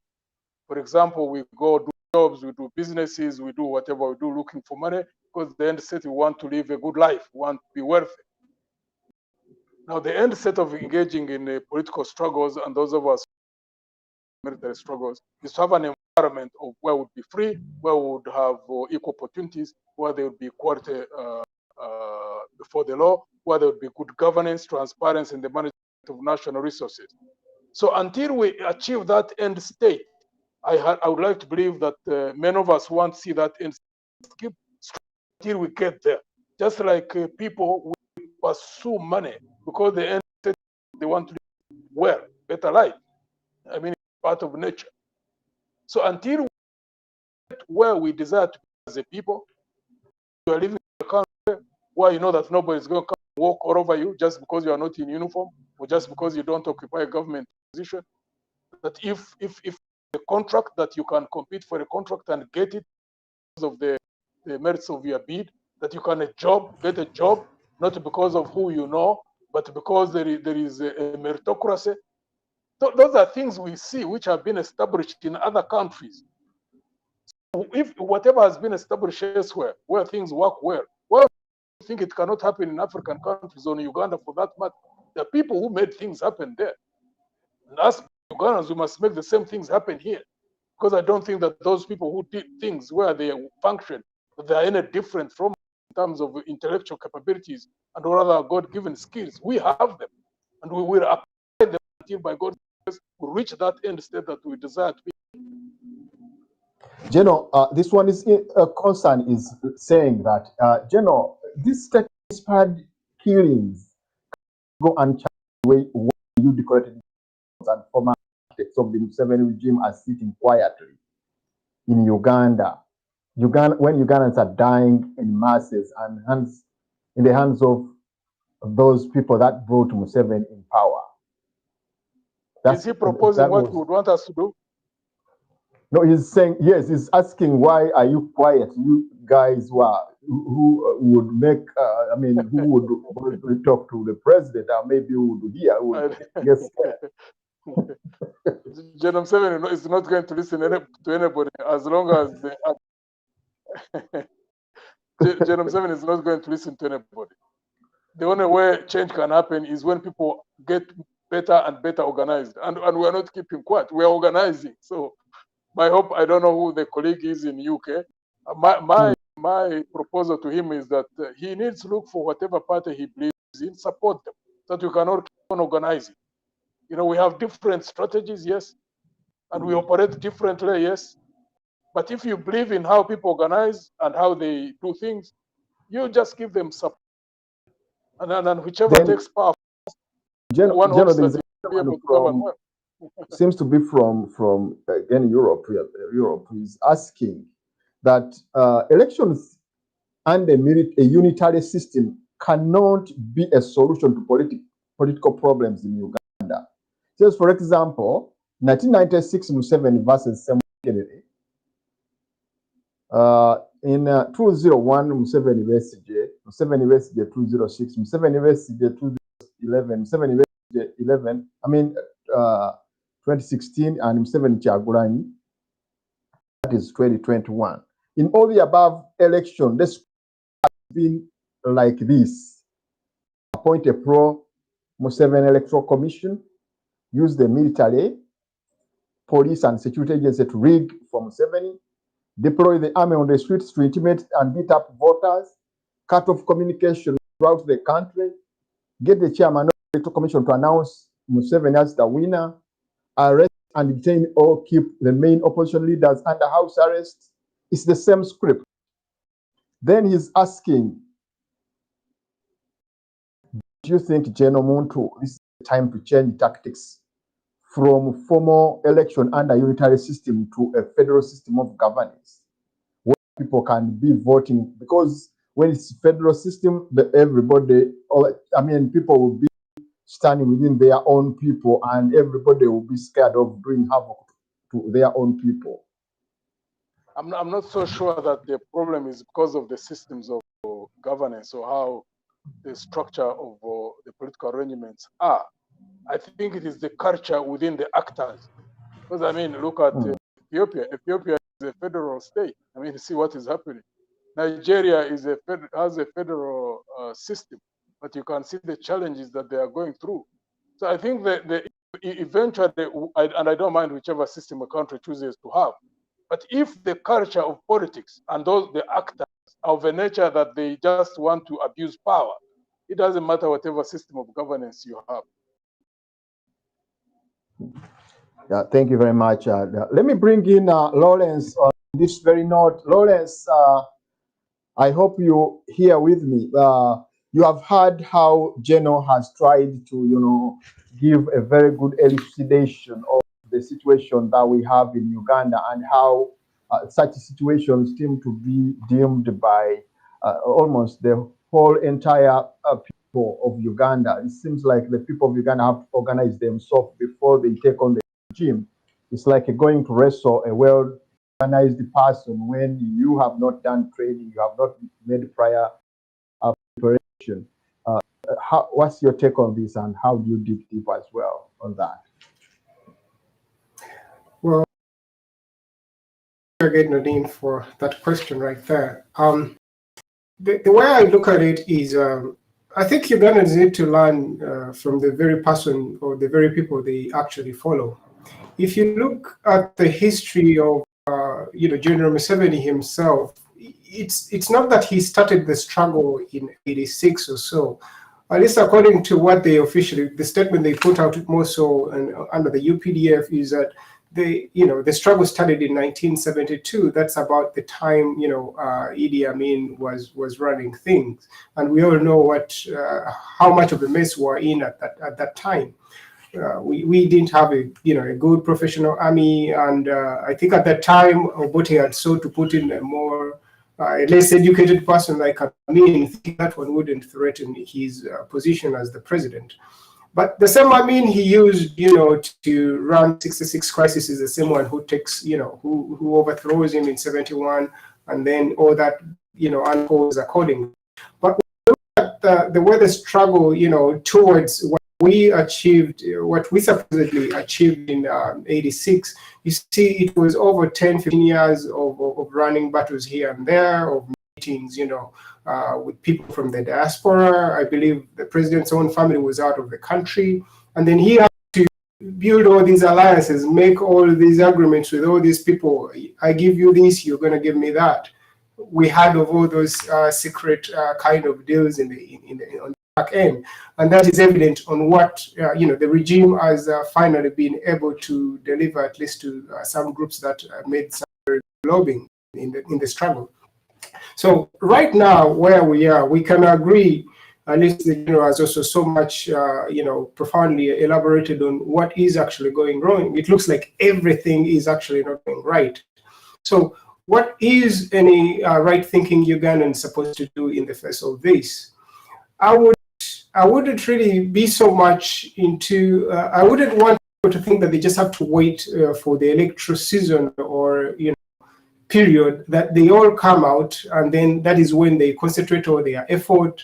I think now, like for the recently concluded elections, we can agree that MUP was leading, in terms of, popularity and numbers. I think it had the empathy of the public. It had, the timing was sort of right, and of course, Kyagulanyi was very lovable at that time. I don't know whether he was the best candidate at that, but at least at that time, he was the one the masses, kind of, aligned with, or, they felt like he represented who they are, being from, looking at just his life story to where he is at the moment as the leader of opposition. And they were able to, fundraise on different forums, even when they didn't have a TV budget, all social media was just running with Kyagulanyi's campaign over place. Social media, you wouldn't open up any day and you don't find, a message trying to, promote the candidate. And you can see this was all grassroots, or rather a kind of struggle. Now, when I listen to people like General Muntu here, I can see there's a lot of substance, very tested and very well respected general who at least was able to cut ties almost the same way, Dr. Besigye was able to. And then they come and then participate in, changing the affairs of the nation, or at least the thinking of the way things should be running. Well, they were on the right side, or rather in the government side. They've seen everything, tried to contribute accordingly, and then, they changed, or rather switch sides. It's just that, of course, it's questionable how a person who leaves the government over 15 or 25 years can use the same tactics over and over again and failing, and then repeatedly coming back with the same handbook. It doesn't seem like that is going to be a sustainable kind of way to drive change. We saw FDC trying to put some very good tactics in there with the walk to work, which was which was met with equally high force, that they couldn't, roll out such strategies such that they can, gravitate the masses towards marching to the city and maybe forcing some change, like the way it has happened in other cities and all that, or other countries. So that also, those strategies, or that strategy didn't seem to work. Where we are right now, of course, just putting the pandemic aside, because it looks like this is the best tool in the box right now, especially for the regime, to just make sure that everyone is kept in their place. I don't think there's going to be so much traction for the forces of change to do, especially with all these SOPs in place and, the guidelines that the World Health Organization has, and all the Ministry of Health and all that. There's not so much they can do. But if we can just get the conversation going, like on shows like this and platforms like this, where people keep educating themselves about what is exactly going on in the country, what is right. Like, for instance, I did talk about the natural resources previously. If I could just concentrate on oil, because it has been the biggest dominant product or mineral in the last century. Uganda's oil reserves at about 2.5 billion. We're ranking 32 globally. That's huge. If we have all these reserves at the moment, even if we don't have production, but our consumption is very little, we're consuming just about 17,000 barrels, annually at that. We're just about the 89th position, just about there. How are people going to use that information at the end of the day? Are you just going to just sit down and be like, oh, let's just leave that to the president? Because at one point, I think people don't know exactly what is happening in the oil sector. There's not as much information or public engagement or education at that note. And when you listen to the people who are actually coming up to drive change, who's talking about oil and all these billions of barrels that we're expecting to come out at some point? We just saw the president of Tanzania, immediately the other guy dies, and then you have the president who hasn't been sworn in already signed an agreement, which I'm sure most Ugandans are not very confident with. But that is the trajectory of things. And you've had the government, or rather the president himself, say that this is my oil, my what, my everything. So it begs the question where the elite are questioning. This information is supposed to enable you position yourself. If there is an oil industry that is coming up, are you getting education in that sector? How are you positioning yourself? How much research are you doing in that regard? I've not had as much from most of the forces of change in regards to how oil is even going to be distributed. It looks like it's just in the mist right there. But we have to just wake up our people with shows like this and having dialogue like this, that people just get to know what exactly is happening and how they are supposed to protect themselves, because information is power. What you don't know, or if you don't know what can protect you or guarantee your safety, your survival, you're getting ahead in life, you reaching your dreams, you don't amount to anything. at the moment, we can agree that the state, or most of the entities, the way the state is organized right now in Uganda, it's almost geared just to kill dreams. Most people's dreams are just crushed there and then. And this is evident in the number of immigration cases we have right now, whereby it looks like everyone is just running out. The teachers are not paid enough. Right now with the COVID, schools have been locked down for almost 2 years. You can imagine if I was a trained teacher, what am I supposed to do? I'm going to just find something else. People have been, mining gold. You shared a video of that last time. People are riding borders, bricklaying. Some have even reduced themselves to, what was in the informal sector, which is, making Rolex and all that. So, but again, those are not very bad adaptations per se, given, the conditions people are in, because if you see where you are, you can't get ahead. And you maybe need to get back to your roots. Like, I think, let me do a Rolex, a Rolex standpoint and sell chapati, and maybe that will feed my family, be able to educate my children. And these are almost everyone's, aspirations. Everyone just wants to have, a home, or so food, and a way to, move the next generation forward. And if the state is not doing that, it's upon you to adapt. People need to listen to men of reason, or voices of reason, and change their ways. That's how I am looking at it, and I think it's the same way the general has put it across. Thank you so much, Dr. Juko. Thank you, Lawrence, for the submission. I'm back to the general. General, it seems like a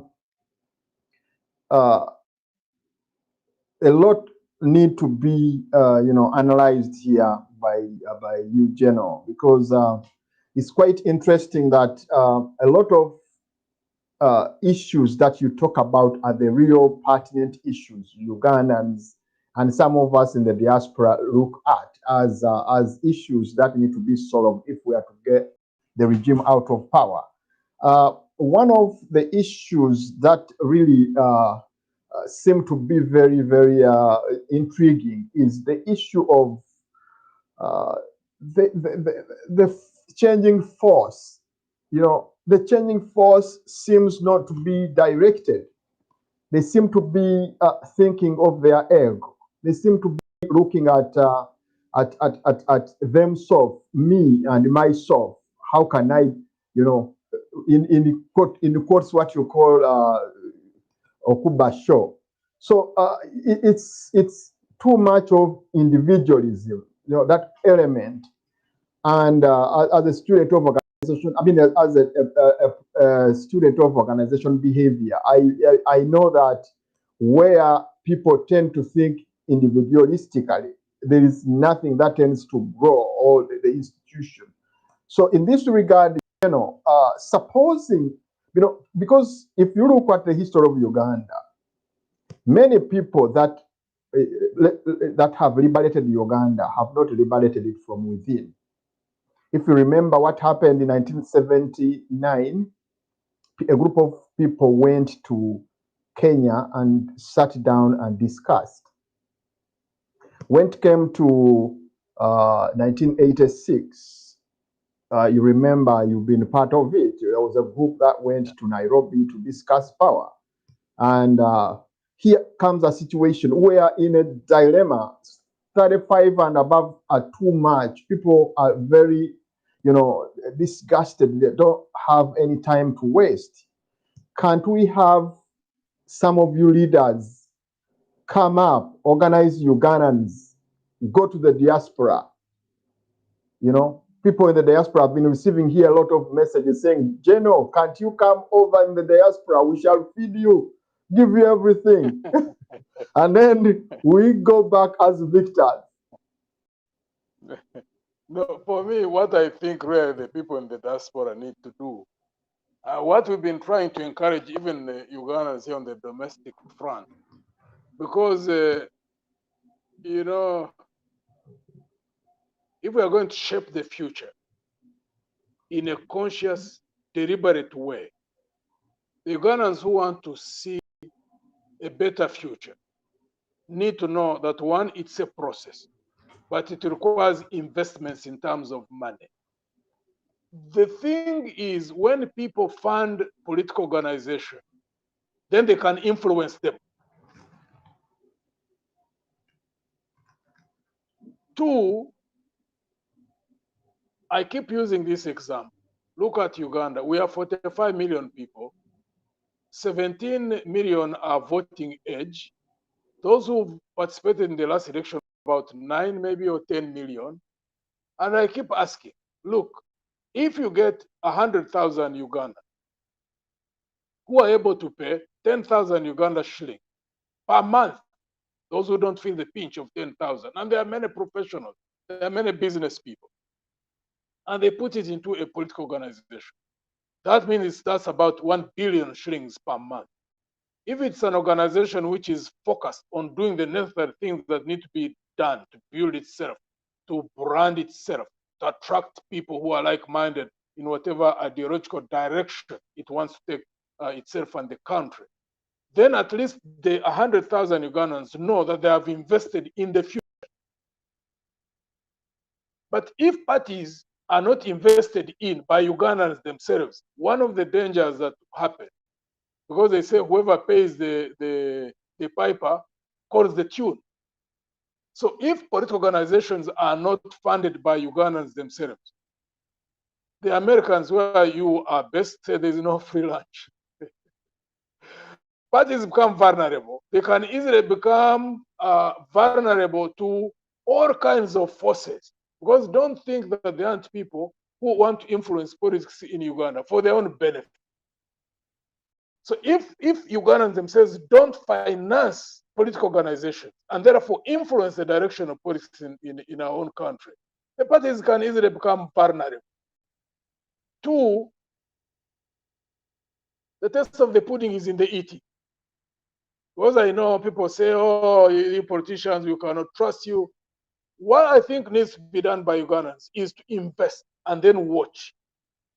Those who believe in JEMA, invest in JEMA. Those who believe in NUP, invest in NUP. Those who believe in DP or FDC, invest in FDC DP. Those who believe in ANT, invest in ANT. Then you watch, what do they do? By the time you invest in a party for 1 year, you will have noticed its capability to utilize those resources to whatever end they would have designed, to which possibly those who put in money would have agreed.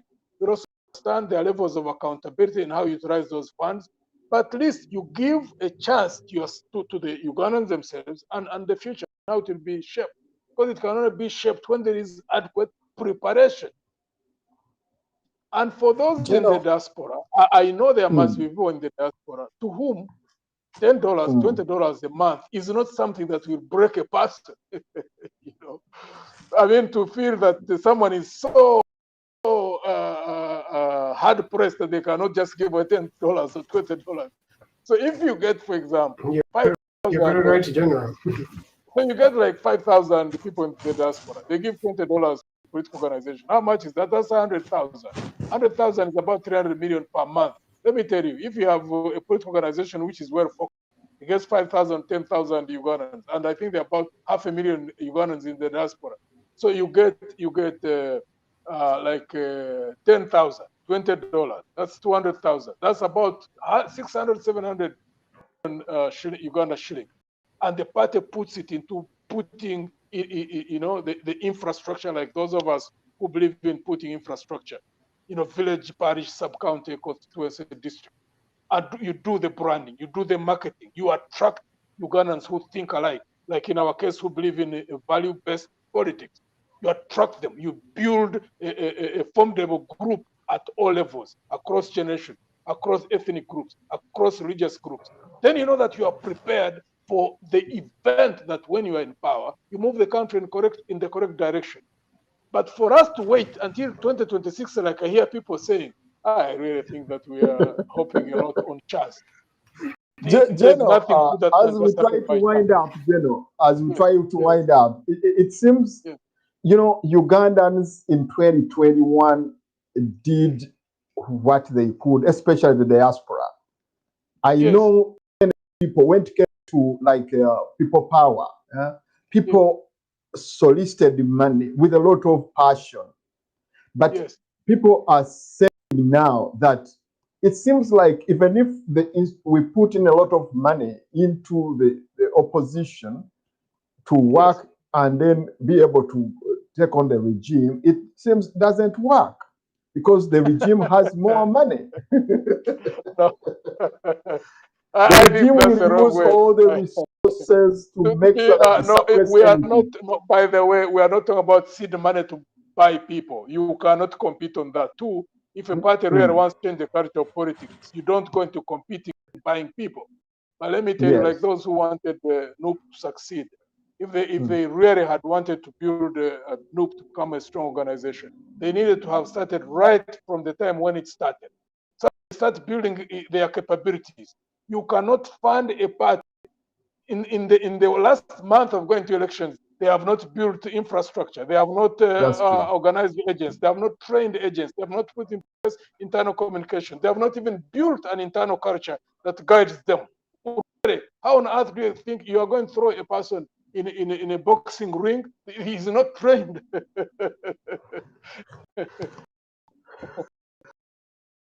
I think we need to do things in a long perspective. Really, like we are preparing for 2026. Let those who believe in NUP start funding it now. Don't wait till 20. Those who believe in GEMA, FDC, DP, believe in NT. At least for us, we know what we want to do in that whole process of time. So anybody who invests in us knows that really we know what to do. We know how to do it, and we believe with the resources, there's nothing that is impossible. There's nothing that can not be changed in this country. Thank you very much.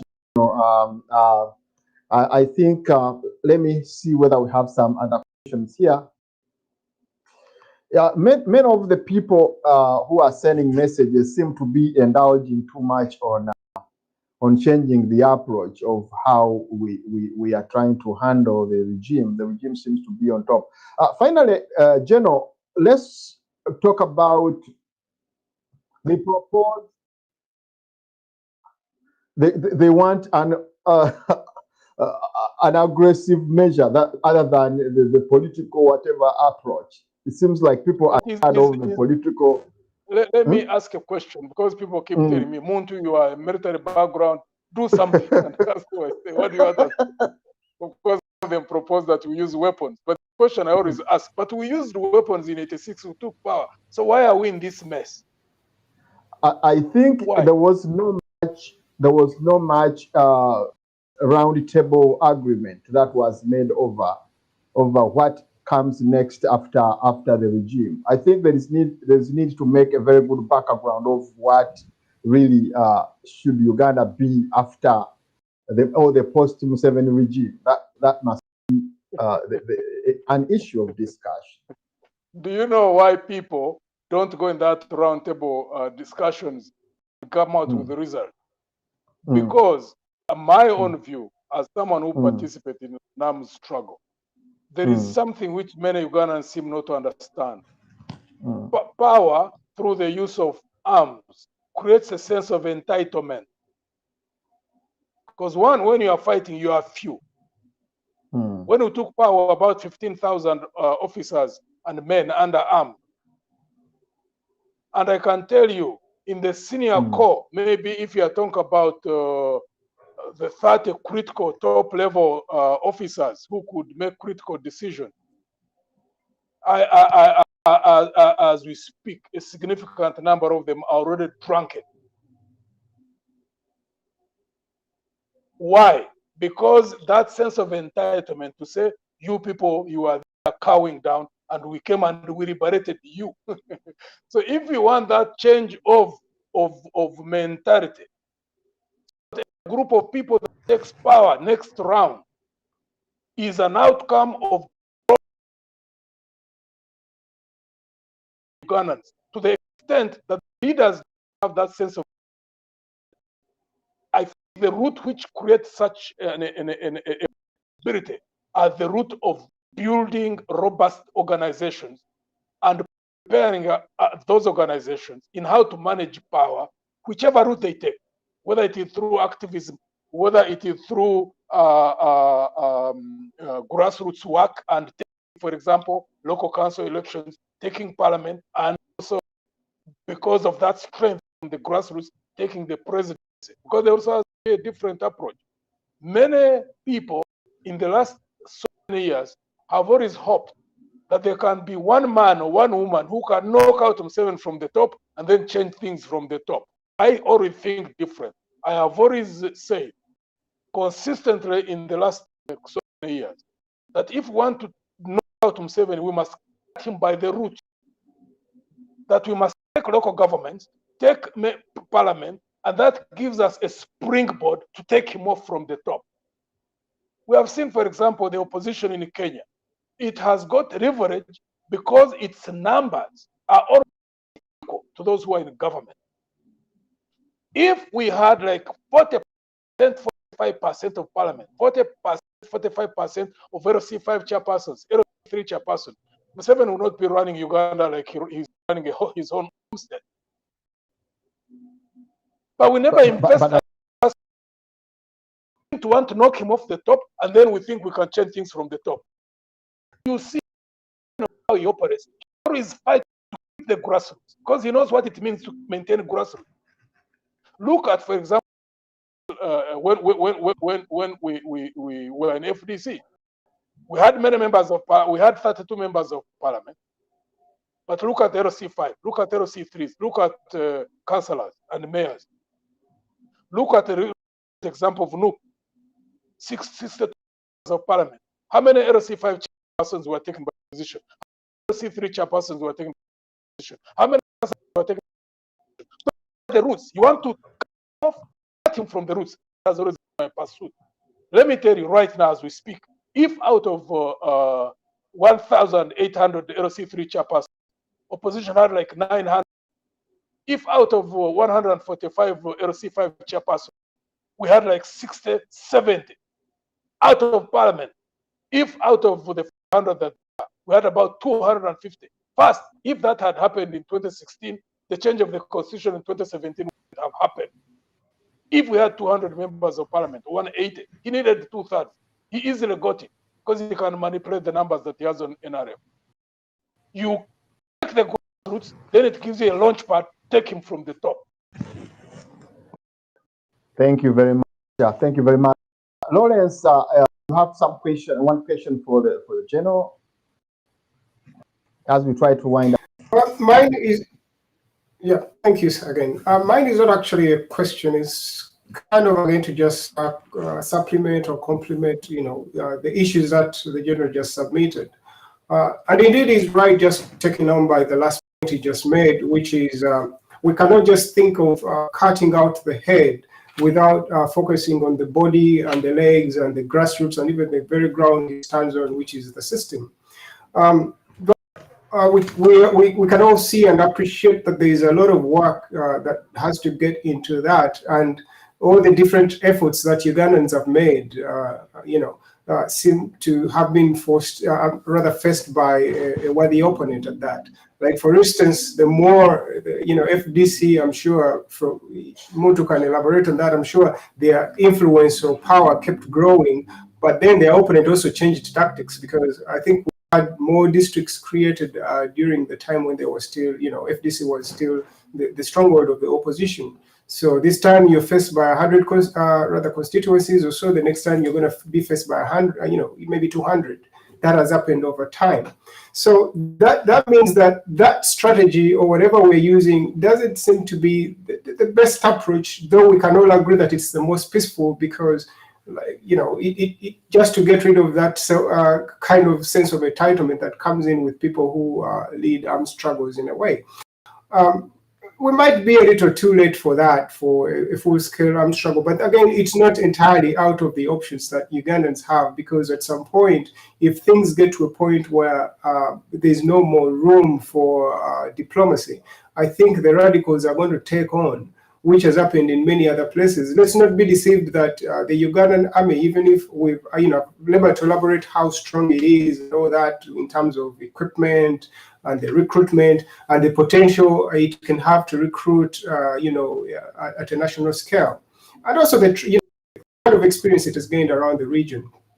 But the NRA, just with 15,000 or so and almost no funds, was able to take on, the government then. time before 86, and they actually took, they were able to win the war. Of course, there's many tactics that came into theirs. They had to plant some molds into the government and then seek, assistance from the diaspora, not just the Ugandan community, but also, any foreigners who are interested. So on that note, I think Ugandans who are really thinking about changing what is not right, I think we just have to think again in those terms. It's just what exactly we have to learn from those who are into power, or rather those who are leading us, how they are managing to keep power, and adapt accordingly. So if this is not working, the electoral process is not working as is, and yes, for instance, yes, NUP got all the funding they needed probably for the election. But we got into issues whereby people are asking now of all the money that was collected, and of course everyone who had a blogging channel was fundraising money. When it came to accountability, there were issues. People are fundraising in all different areas, and I think this also ties would-be funders of some of these organizations. So when you come up and you're more genuine, probably like maybe the way General's ANT movement is, people are going to look at you with a lot of skepticism that, we've tried this before and maybe it doesn't work. And looking again at where certain efforts have put us, like FDC was, government, it gets to lead opposition. So they have enough capital flowing in, at least from members of parliament. It's at that point that we expect them to contribute. It's sort of the same thing we're expecting from NUP at the moment, that at the moment they should be able to fund themselves. But if we have other ideas out there, like the way ANT is, maybe it needs more funding such that it can get to where it can now also fund itself. If you have ideas like the UFCC, which is also standing, I don't think it's a bad idea for people to actually fund these entities and participate. But as long as we do not have a dialogue before and agree on what happens after, and we're just interested in taking over, we're always going to be in a mess. That has happened before. It's happened over and over and over again. So, Ugandans just have to change the way they're thinking. It has to greatly change. We cannot think the same way that people, elections come, and less than 50% of the people who are supposed to vote don't even show up. And in any case, the registers, the voting registers at the Electoral Commission, having this, kind of a integrity that these are actually Ugandans who are in there by the numbers that are reported. That is open to debate. We can't ascertain. There's always been rumors that people get smuggled into the country and then they vote. All these allegations. I wonder whether anyone could take up, a role to investigate and prove that these things are actually happening. But on that, I think the battle is not yet lost. If we still have men in uniform and out of uniform who are thinking right and they can, just do the right thing, and people just don't have to be afraid or terrified to participate and air their opinions. If that opinion is going to change the way things are running, it's a chance we've got to take. We don't necessarily need to be behind the other side of the barrel to force the other person to change. Sometimes we have probably to change to now a psychological warfare or something else other than just thinking of arms. So I wish we get to that. Thank you very much. Thank you very much. Usually time is our worst enemy. Let me bring in Geno to wrap up. Geno would like you to wrap up on this discussion. What do you think, what should be done? Because all much said, what should we do to make sure that we organize all the efforts, we put together all the efforts and then be able to match together, and then we'll be able to, get the regime out of power? First, let me thank you, Dr. Juko, for hosting me. Thank you, Lawrence and Hanifa, I think, from Australia, for the engagement that we've had. Thank you for hosting us, the tower at UNN, to give us the opportunity to communicate and talk to the Ugandans, mostly in the diaspora. I think we just have to keep on engaging and doing analysis and also designing strategies on how, one, to hasten the exit of the regime, but also most important, to prepare in how we would manage things the moment the regime is ousted. so we can break ourselves out of this vicious cycle. It does not help to have another change and then continue in the same direction as we have been moving in the last 60 years.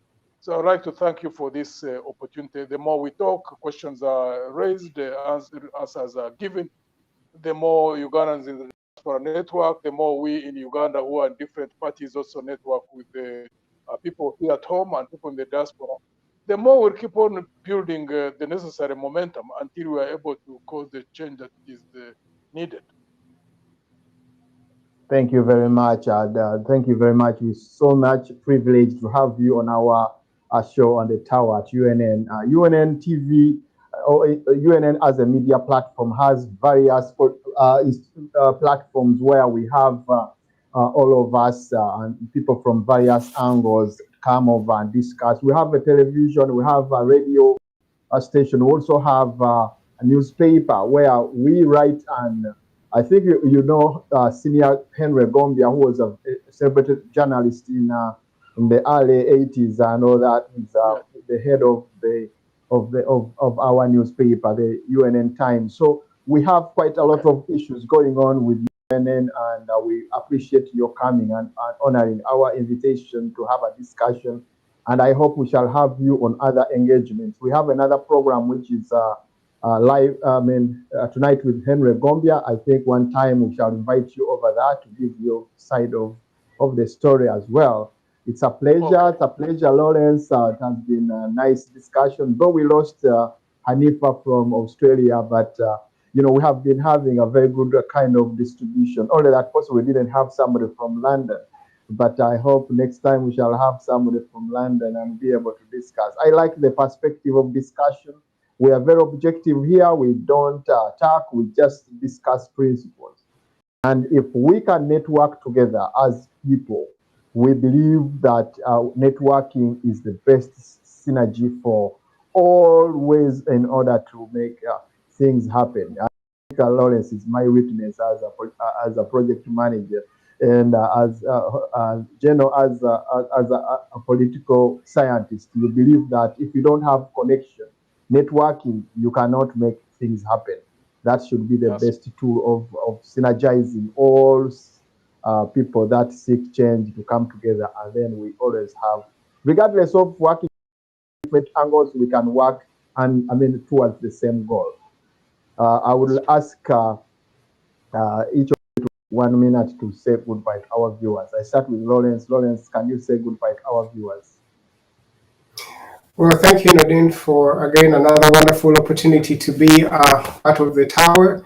It has been a great show. I appreciate all the views that I think now it would be almost a father. General Montu has presented just to put some clarity in how we look at issues and how we can do better as Ugandans. And of course, Anifa from Australia, it's so bad that it was just very late for her. I think it was 4 a.m., but she still made the effort to be on the show. Thank you so much for the opportunity. And I hope Ugandans are able to pick a thing or two that we've discussed here to better themselves and make better choices and decisions. I thank you.